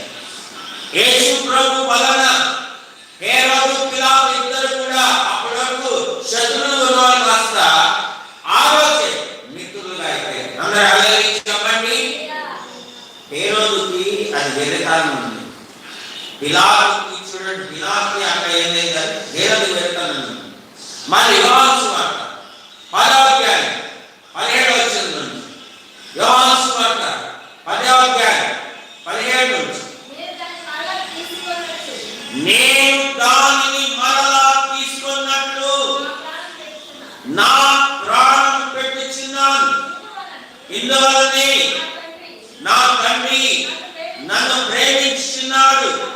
ఎవడును నా ప్రాణమును సరే 19 చదవండి. అక్కడ ఆగండి. ఈ మాటను బట్టి యూదులలో మరలా భేదం పుట్టెను. వారు అనేకులు, వారు దయ్యం పట్టిన వాడు, వినివాడు వారి మాట ఎందుకు వినుచున్నారని. అందరూ హల్లెలూయా చెప్పండి. ఆయన తన ప్రాణం పెట్టడానికి అధికారం ఉంది, నా ప్రాణం పెట్టడానికి అధికారం ఉంది, దాన్ని తీసుకున్నానికి కూడా నాకు అధికారం ఉంది అని ఆయన జీవాధిపతిగా మాట్లాడుతుంటే, ఆయన జీవాధిపతిగా మాట్లాడుతున్న మాటలు వీళ్ళకి వెర్రి మాటలుగా ఉన్నాయి. అందరూ హల్లెలూయా చెప్పండి. అంటే ఆయన మరణ పునరుద్ధానాల గురించిన మాటలు వీళ్ళకి వెర్రి మాటలుగా ఉన్నాయి. ఇంకా ముందుకు మనం చూస్తాం. యోహాను సువార్తలో 18:36 తొందరగా చదవాలి, చాలా విషయాలు ఉన్నాయి. యోహాను సువార్త 18:36, యేసు నా రాజ్యం ఈ లోక సంబంధమైనది కాదు, నా రాజ్యం ఈ లోక సంబంధమైనదైతే నేను యూదులకు అప్పగించబడుతున్నట్లు నా సేవకులు చాలని పోరాడుదురు. చూస్తున్నారా? ఆయన రాజ్యాన్ని గురించి చెప్తే అది నశించిపోతున్న వాళ్ళకి వెళ్తాను. అందుకే ఆయన చెప్తున్నాడు, నా రాజ్యం ఈ సంబంధమైనది కాదు. మత్తయి సువార్త 26:53, మత్తయి సువార్త 26:53. ఆయన పాపం చాకరాని వాడుతున్నారు చాలా మంది. ఆయన పట్టుకుంటే చాలా సామాన్యమైన మానవ చేతులు చాలా తేలిగ్గా చిక్కాడు అంటున్నారు చాలా మంది. అయితే ఏంటో చూద్దాం. 26:53 మత్తయి సువార్త, ఈ సమయమున నేను నా తండ్రిని వేడుకొనేనని వేడుకొనిన ఎడల ఆయన 12 సేనావ్యూహముల కంటే ఎక్కువ మందిని నాకు పంపునని మీరే కదా. అందరూ హల్లెలూయా చెప్పండి. నువ్వు అనుకుంటున్నావు. మత్తయి సువార్త 27వ అధ్యాయం 45 నుండి, మత్తయి సువార్త 27వ అధ్యాయం 45 నుండి మధ్యాహ్నం మొదలుకొని 3 గంటల వరకు ఆ దేశమంతటా చీకటి కమ్ముకొన్నది. ఇంచుమించు 3 గంటలప్పుడు యేసు ఏలీ ఏలీ లమా సబక్తాని అని బిగ్గరగా కేకలు వేశాడు. ఆ మాటకు నా దేవా నా దేవా నీవు నన్ను ఎలా చేయవచ్చును అర్థం. అక్కడ నిలిచిన వారు కొందరు ఆ మాట విని ఇతడు ఏలియాని పిలుచుచున్నాడు అని వెంటనే వాళ్ళు పరిగెత్తుకొని చూడండి ఒక నిమిషం. ఆయన ఏలీ ఏలీ లమా సబక్తాని అంటే పాపం వీళ్ళకి వెర్రివాడు. ఎవరు వెర్రివాడు? ఆయన కాదు, వీళ్ళు. ఆయన స్పష్టంగా ఏలీ ఏలీ లమా సబక్తాని అని అంటే ఆ మాట నా దేవా నా దేవా నువ్వు నన్ను చేయించి పెట్టాను అంటారు. ఆ మాట ఈ వెర్రి వాళ్ళకి అర్థం కాక ఈయన ఏలియాని పిలుస్తున్నాడా బాబు, ఏలియా వచ్చి సహాయం చేస్తాడని చూద్దాం అనుకుంటున్నాను. అందరూ హల్లెలూయా చెప్పండి. యెషయా గ్రంథం మీరు చదవదులే 53:7 ఆయన వరకు దేవుడు గొర్రెవలే మౌనంగా ఉన్నాడు. అలాగే మత్తయి సువార్త 12:17-20 వచనంలో ప్రవక్త యెషయా ద్వారా ప్రవచించిన ప్రవచనంలో కూడా ఆయన మౌనంగా ఉంటాడని రాయబడింది. అందరూ హల్లెలూయా చెప్పండి. యోహాను సువార్త 19:8-11 వచనాల్లో పిలాతు ఎదుట కూడా ఆయన మౌనంగా ఉన్నాడు. ఆ మౌనం వాళ్ళకి వెరితనంగా ఉంటా ఉన్నారు. అయితే లూకా సువార్త 24:11లో మనం చూసినట్లయితే స్త్రీలు వెళ్ళారు సమాధి దగ్గరికి. ఆయన సమాధిలో లేడు, లేకపోతే అక్కడ దేవదూతలు ఉన్నారు. వాళ్ళు స్పష్టంగా చెప్పారు. స్త్రీలు సమాధిలో వెళ్ళి చూశారు. వాళ్ళు చూసిన వాటిని విన్న వాటిని కన్న వాటిని తీసుకొని వచ్చి ఇక్కడ శిష్యులు చెప్తే వారి మాటలు 24:11లో వారి మాటలు వీరి దృష్టికి వ్యతిరేక మాటలుగా ఉన్నాయి. అందరూ హల్లెలూయా చెప్పండి. ఎవరు వ్యతిరేకంగా ఉన్నాయి? నశించుతున్న వాళ్ళు. శిలువను గురించిన వార్త నశించుతున్న వాళ్ళకి వ్యతిరేకంగా.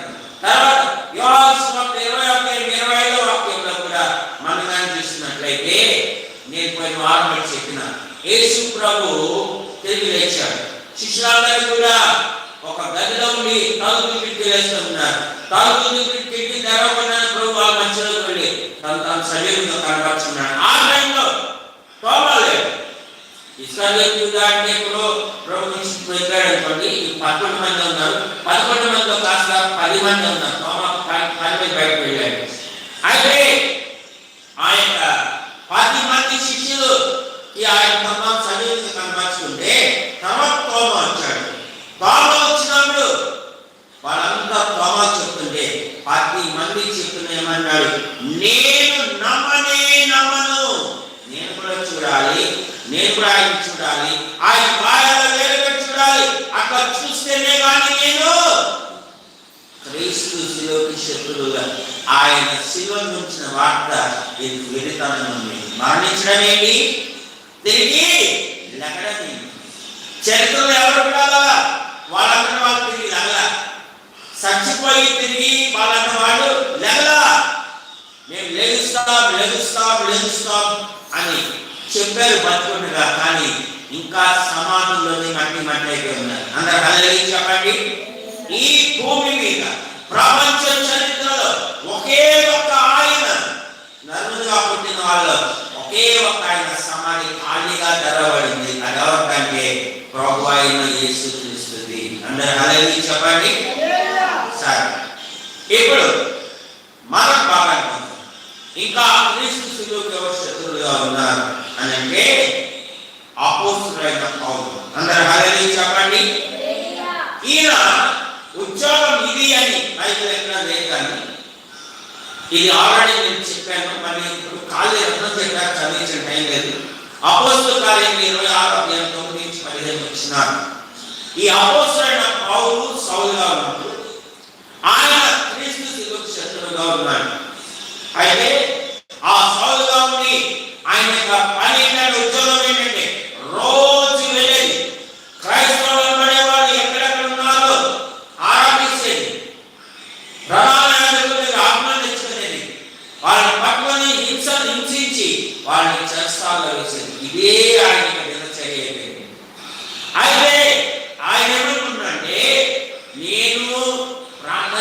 వాడిని హింసిస్తున్నా, నేను విశ్వాసుల్ని పట్టుకొని హింసిస్తున్నా అని అనుకుంటున్నాడు. కానీ విశ్వాసులు కాదు, ఆయన ప్రభువుని హింసిస్తున్నాడు. ఆయన క్రీస్తుకి శత్రువుగా మారిపోయింది. అందుకనే దమస్కు గేట్ దగ్గర దేవుడు ఆయన దర్శించినప్పుడు, సౌలా సౌలా నీవు నన్ను ఎలా హింసిస్తున్నావు అడుగుతాడు ప్రభు. అందరూ హల్లెలూయా చెప్పండి. అవునండి, ప్రభుకి క్రీస్తు శిలువకు శత్రువుగా మారిపోతున్నాడు సౌలు. అలాంటి వాడిని ప్రభు పట్టుకొని దర్శించి ఆయన రక్షించున్నాడు. అందరూ హల్లెలూయా చెప్పండి.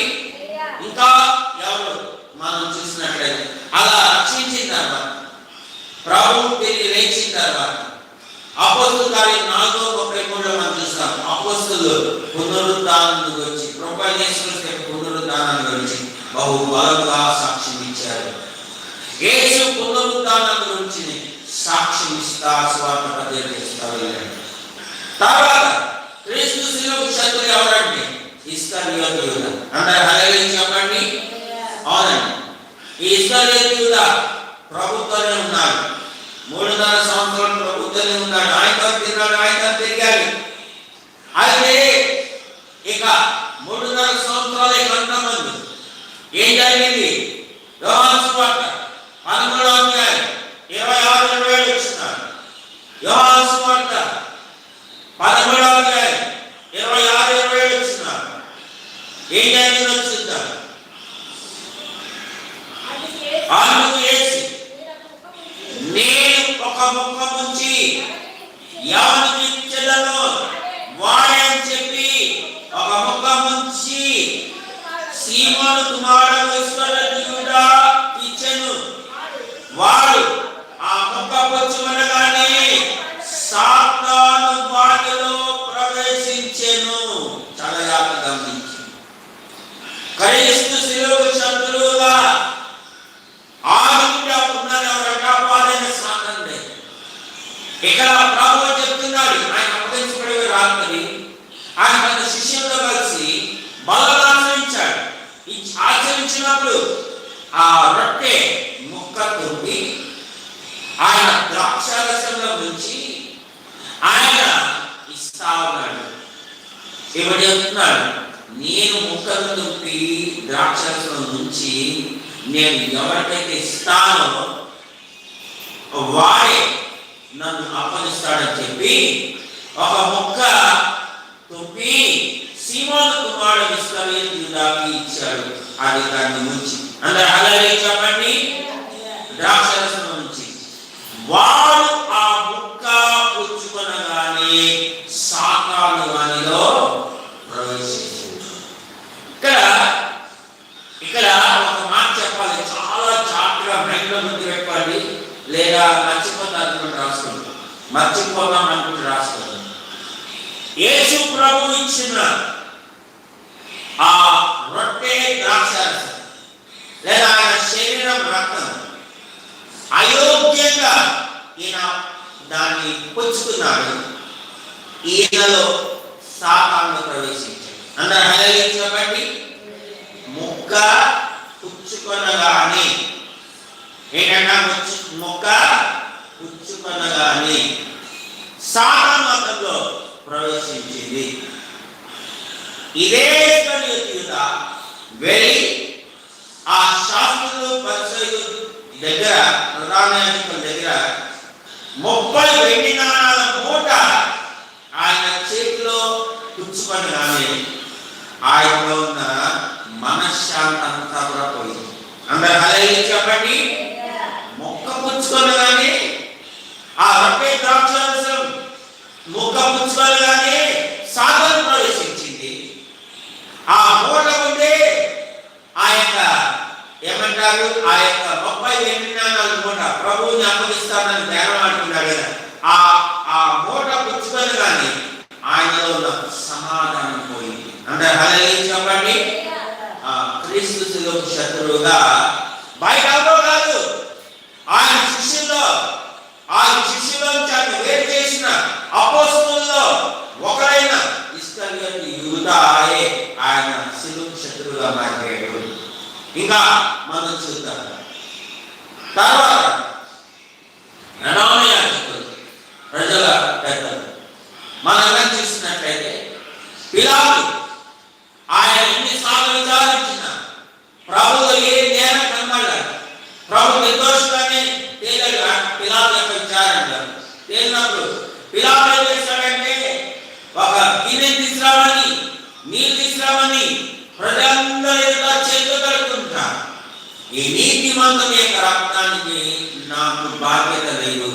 చదవన మాటలు మత్తయి సువార్త 27వ అధ్యాయం 24 నుండి. మత్తయి సువార్త 27వ అధ్యాయం 24 నుండి. పిలాతు అల్లరి ఎక్కువ చిన్నదేమి కానీ తన వల్ల ప్రయోజనం ఏమీ లేదని తెలుసుకొని నీళ్లు తీసుకొని జన సమూహం ఎదుట చేతులు కడుక్కొని ఈ నీతిమంతుని రక్తంను గుచ్చి నేను నిరపరాధిని, మీరే చూసుకోండి అని చెప్పాను. అందుకు ప్రజలందరూ వారి రక్తము మా మీదను మా పిల్లల మీదను ఉండును గాక అన్నారు. అలాగే చెప్పండి. వీళ్ళు ప్రజలందరూ కూడా ఏ నోట్లో చెప్తున్నారు? ఇదిగో ఆ శిలువకి మేము శత్రువులని అంటే బాగుండేది. వారి రక్తము మా మీదను చెప్పాలి, మా పిల్లల మీదను ఉండును గాక అంటున్నారు. అందరూ అలాగే చెప్పండి. అంటే మేము శత్రువులమే చెప్పండి, మా పిల్లలు కూడా శత్రువులే. వారి రక్తము ఎవరైనా ఆ నిరపరాధ రక్తము, ఎవరైనా ఆ నీతిమంతుల రక్తము మా మీదను మా పిల్లల మీదను ఉండును గాక. ఆయన శిలువకి మేము శత్రువులమే, మా పిల్లలు కూడా శత్రువులే. పిల్లలు పాపం వాళ్ళకి ఏం తెలుసండి? అసలు యేసు ప్రభు గురించి తెలుసా? ఆయన శిలువ గురించి తెలుసా? అది ఏం తెలుసు? చూడండి, వాళ్ళ గురించి కూడా వీళ్ళు ప్రశ్నిస్తున్నారు. ఇప్పుడు ఆ క్రీస్తు శిలువ శత్రువులు ఆఖరి మాట చెప్తారు మన గురించి. ఎక్కడ రాసిన పత్రిక 6వ అధ్యాయం 4 నుంచి 6 వచనాలు. ఎక్కడ రాసిన పత్రిక 6వ అధ్యాయం 4 నుంచి 6 వచనాలు. ఒకసారి వెలిగింపబడి పరలోక సంబంధమైన వరములను రుచి చూచి దేవుని దివ్య వాక్యమును పరిశుద్ధాత్మలో పాలువారై దేవుని దివ్య వాక్యమును రాబో యుగ సంబంధమైన శక్తుల ప్రభావం అనుభవించిన తరువాత తప్పిపోయిన వారు తమ విషయంలో దేవుని కుమారుని మరలా శిలువ వేయచ్చు బాహాటముగా ఆయనను అవమానపరుచుచున్నారు కనుక మారు మనసు పొందినట్లు అట్టి వారిని మరలా నూతన పరచుట అసాధ్యము. ఇప్పుడు 7వ క్రీస్తు శిలువకి ఎవరు శత్రువులు తెలుసా? ఎవరైతే తప్పిపోయారు, ఒకసారి వెలిగించబడ్డారు, పరలోక సంబంధమైన వారు రుచి చూచారు, పరిశుద్ధాత్మలో పాలువారయ్యారు, దేవుని దివ్య వాక్యమును రాబో యుగ సంబంధమైన శక్తుల ప్రభావం అనుభవించిన తర్వాత తప్పిపోయిన వాడు. ఎవరండి వీళ్ళు? చెప్పండి, ఎవరండి వీళ్ళు? ఇదిగో ఇక్కడ ఉన్నవారు చెప్పండి, ఎవరు వీళ్ళు? ఈ యూట్యూబ్ లో ఈ కార్యక్రమాన్ని చూస్తున్నవారు చెప్పండి, ఎవరు వీళ్ళు? నోటే చెప్పండి, మనమే అని చెప్పండి. అవును, నీవు దేవుడు నమ్ముకున్న ప్రాంతాల్లో ఎంత దైవికమైన వైరాగ్యంతో ఉండేవాడు. ప్రార్థన ఎక్కడా, వాక్యం ఎక్కడా, దేవుడు ఎక్కడా అని ముందు దేవుడికి ప్రాధాన్యత ఇచ్చేదాన్ని.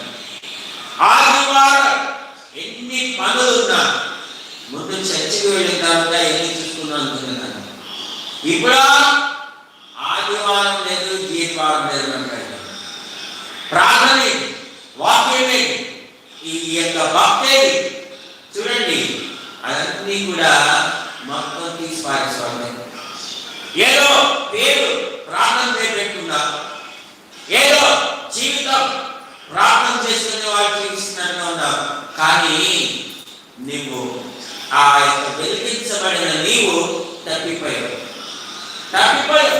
అవును, ఇక్కడ మనం కనిపిస్తున్నట్లయితే తప్పిపోయావు. చెప్తా ఉంటే ఒక విషయాన్ని ప్రభు చెప్పమంటున్నాడు. అదేంటంటే ప్రకటన గ్రంథంలో ఉన్న 7 సంఘాలు పుత్రాలు రాయించినప్పుడు ఒక సంఘంగా చెప్తున్నాడు, ఇదిగో నువ్వు వెచ్చగానైనా లేవు, ఎలా లేవు, చల్లగానైనా లేవు, నిలవలసిన స్థితిలో ఉన్నా. అంటే ఒకనొకప్పుడు ఎప్పుడు ప్రార్థన ప్రార్థన ప్రార్థన, ఎప్పుడు ఖండించిన ప్రార్థన, అది వెచ్చని జీవితం. అయితే ఇప్పుడు దాంట్లో నుంచి తగ్గిపోతూ ఉన్నా. నువ్వు పూర్తిగా చల్లగా అవ్వకముందే నిలవలసిన స్థితిలో ఉండగానే ప్రభు నిన్ను హెచ్చరిస్తున్నాడు, నీకు వార్నింగ్ ఇస్తున్నాడు. ఇదిగో నువ్వు తిరిగి వెచ్చని స్థితిలోకి రా. నీవు రాకపోతే నువ్వు ఏం చేస్తావు తెలుసా? 2026 సంవత్సరాల క్రితం వాడు పాపం తెలియక సిద్ధ వేశారు. రోమా ప్రభుత్వపు సైనికులే కానీ, ప్రధాన యాజకులే కానీ, శాస్త్రులే కానీ, పరిచయలే కానీ, ప్రజలు పెద్దలే కానీ. కానీ ఈరోజు అన్నీ తెలిసి కూడా రక్షించబడి తప్పిపోయి నువ్వు బాహాటముగా, ఏం చెప్తున్నాడు? బాహాటముగా ఆయన అవమానపరుస్తున్నారు. తమ విషయంలో దేవుని కుమారుని మనలా సిలవేస్తున్నారు. వాస్తవంగా ఆయన ఒక్కసారే మరణించాడు. మాటి మాటిగా ఆయన మరణం నియమించబడగాలి. కానీ నీ మూలంగానే ఆయన్ని మాటి మాటికి నువ్వు సిలువ వేసి చంపుతున్నావు. అందరూ హల్లెలూయా చెప్పండి. దేవుని కుమారుని మనలా సిలువ వేసి బాగా ఆయన అవమానపరుస్తున్నావు. ఎక్కడైనా నువ్వు మారుమనసు పొందవు, ఎక్కడైనా నువ్వు రక్షించబడవు. మారుమనసు పొందేదండి, బాప్తిసం కూడా పొందేదండి, పొందావు కదా. కానీ ఎప్పుడో పోయింది. ఆ ప్రకటన గ్రంథంలో ఉన్న ఆ సంఘాలు రాసినప్పుడు ఒక సంఘంతో కూడా చెప్తున్నాడు, నువ్వు తిరిగి మారుమనసు పొందాలి. అందరూ హల్లెలూయా చెప్పండి. హల్లెలూయా, హల్లెలూయా, హల్లెలూయా. పాపం క్రీస్తు శిలువ శత్రువులుగా నడుచుకున్నవాడు మన మొదటి నుంచి చూశాం. నిన్ను రక్షించుకో, తాను మమ్మల్ని రక్షించాలన్నారా? నిజంగా శిలువలో మరణించిన ద్వారా మనం రక్షించాడు. ఆయన తిరిగి లేచిన ద్వారా తను తాను రక్షించుకున్నాడు. అందరూ హల్లెలూయా చెప్పండి. మరణించడం ద్వారా మనం రక్షించాడు. ఇదే మీరు గుర్తుపెట్టుకోవాలి. తిరిగి లేచిన ద్వారా ఆయన తను తాను రక్షించుకున్నాడు. పాపం వాళ్ళు తెలుసో తెలియకో ఎగతాళిగా మాట అన్నారు. ఆ మాట అక్షరాల వాళ్ళ జీవితాలలో నెరవేరింది. ఆయన మనల్ని రక్షించాడు, ఆయన తను తాను కూడా రక్షించుకున్నాడు. అందరం లేచి నిలబడ్డాడు. ఇక్కడ ఉన్న వాళ్ళందరూ లేచి నిలబడ్డాడు. ఈ కార్యక్రమాన్ని యూట్యూబ్ లో చూస్తున్నవాడు, లైవ్ లో వీక్షిస్తున్నవాడు లేచి నిలబడ్డాడు. ఇది నా ప్రభుత్వంతో మాట్లాడుతున్న మాటలు. అనేకులు క్రీస్తు శిలువకు శత్రువులుగా నడుచుకుంటున్నారు. అవును, మొదటిగా పేతురు సాతాను ద్వారా ప్రేరేపించబడి ఆయన శిలువకు శత్రువులుగా నడుచుకుంటున్నారు. రెండవదిగా ఆయన శరీరం. మూడవదిగా మనం చూస్తున్నాం అనేక ఆయన శిలువను గురించిన వార్త నశించుచున్న వారికి వేదికన. ఆ నశించిపోతున్న వాళ్ళందరూ ఆయన శిలువకు శత్రువులుగా నడుచుకుంటానే ఉన్నారు. అవును, మనం చూసి ఉన్నాం ఏ విధంగా ఆ యొక్క అధికారులు ఇంకా చేస్తున్నారు, ఏ విధంగా దొంగలు ఇంకా చేస్తున్నారు, ఏ విధంగా దాంట్లో వెళ్తున్నారు ఇంకా చేస్తున్నారు, ఏ విధంగా సైనికులు ఇంకా చేస్తున్నారు, ఏ విధంగా ప్రధాన యాజకులు ప్రజల పెద్దలు ఇంకా చేస్తున్నారు. వాళ్ళందరూ ఆయన శిలువకు శత్రువులుగా నడుచుకుంటున్నారు. ఇంకా మనం చూస్తూ ఉన్నాం ఇస్కరియోతు యూదా, ఇంకా మనం చూస్తున్నాం మరి ఆ యొక్క అనేక మంది ఆయన శిలువకు శత్రువులుగా నడుచుకుంటున్నారు. ఆఖరిగా మనం చూస్తున్నాం మనం రక్షించబడి వెలిగించబడి తప్పిపోయిన మనం ఏ విధంగా ఆయన శిలువకు శత్రువులుగా నడుచుకుంటున్నాము. ఈ దిన ప్రభు మనతో దివ్వరముగా మాట్లాడి ఉండగా సహోదరి, ఒక్కసారి మనం విమర్శించుకున్నాం. మనం విమర్శించుకున్నాం. ప్రభువా, అవును ప్రభువా, నువ్వు మా కొరకు శిలువలో మరణించావు, నువ్వు మా కొరకు నిందించబడ్డావు, నువ్వు మా కొరకు హింసించబడ్డావు, మా కొరకు శిలువలో వేలాడావు.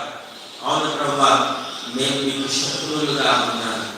ఈ దినమున మీరు మమ్మల్ని దర్శించినందుకు స్తోత్రాలు. వెలిగించబడి కూడా తప్పిపోయాం. మేము ఒప్పుకుంటున్నాం ప్రభా, తప్పిపోయాం, తిరిగి మమ్మల్ని వెలిగించి ప్రభా అని మనం విమర్శించుకున్నాం, మనం సరి చేసుకున్నాం, ప్రార్థన చేసుకున్నాం. తండ్రి, ఈ ఉదయకాల సమయంలో బిడ్డలతో మేము మాట్లాడుతున్నది మాటలు స్తోత్రాలు. అవును ప్రభా, అనేకులు క్రీస్తు శిలువకు శత్రువుగా నడుచుకుంటున్నారని మీరు మాకు మాట్లాడి ఉన్నారు. మీ శిలువకు శత్రువుగా నడుచుకుంటున్న వాళ్ళ ఇష్టంతా కూడా మీరు మా ముందు ఉంచి ఉన్నారు. అవును ప్రభా, వాళ్ళంతా కూడా ఏ విధంగా మీ శిలువ శత్రువులు నడుచుకొని ఉన్నారు. వాళ్ళ ప్రధాన కారణమైన అపవాదైన సాతాను ద్వారా ప్రేరేపించబడి ఏ విధంగా మీ శిలువ శత్రువులు నడుచుకొని ఉన్నారు మీరు మాకు మాట్లాడి ఉన్నారు. ఇదేమో మేము ఆ విధంగా ఉండకూడదు. అపవాదైన సాతాను ద్వారా ప్రేరేపించబడి మీరు శత్రువుగా నడుచుకోకూడదు. మేము తప్పిపోయి శత్రువుగా నడుచుకోకూడదు. ఇదేమన్నా ప్రతి ఒక్కరు ఎంతమంది నీ మాటలు వింటూ ఉన్నారు, వాళ్ళందరినీ కూడా దర్శించినందుకు స్తోత్రాలు. ముఖ్యంగా ప్రభా, మా యొక్క పరిస్థితి గురించి మీరు మాతో మాట్లాడారు. దేవ, వాక్యాన్ని నిలబడడం కాదు, వాక్యానుసారంగా నడుచుకోవాలి. ముఖ్యంగా రేపటి నుంచి 10th క్లాస్ పరీక్షలు ప్రారంభమవుతున్నాయి. ఆ ఎగ్జామ్స్ అన్ని మంచిగా జరగాలి. ఆటంకాలన్నీ తీసివేయండి ప్రభా. బిడ్డలు చక్కగా రాసి మంచి రిజల్ట్ తో పాస్ అవునట్టు సహాయం చేయండి. ఫస్ట్ క్లాస్ బిడ్డలు దయచేయండి.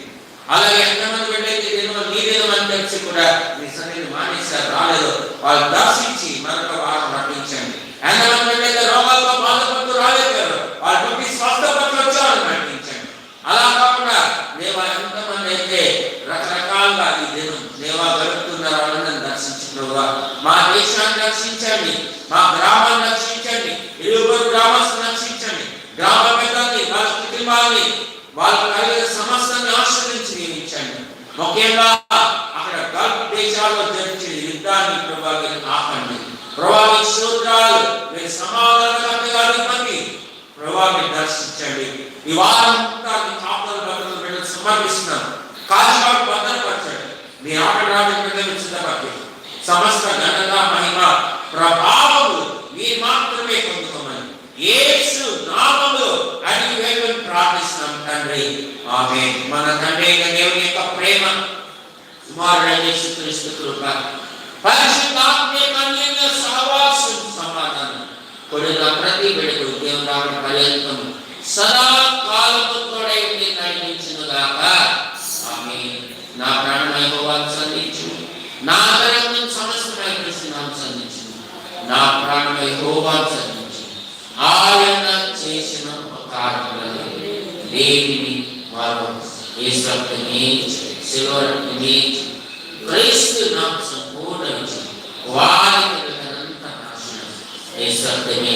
హల్లెలూయా, హల్లెలూయా, హల్లెలూయా. అందరికీ వందనాలు, అందరికీ వందనాలు. Praise the lord. Amen, amen.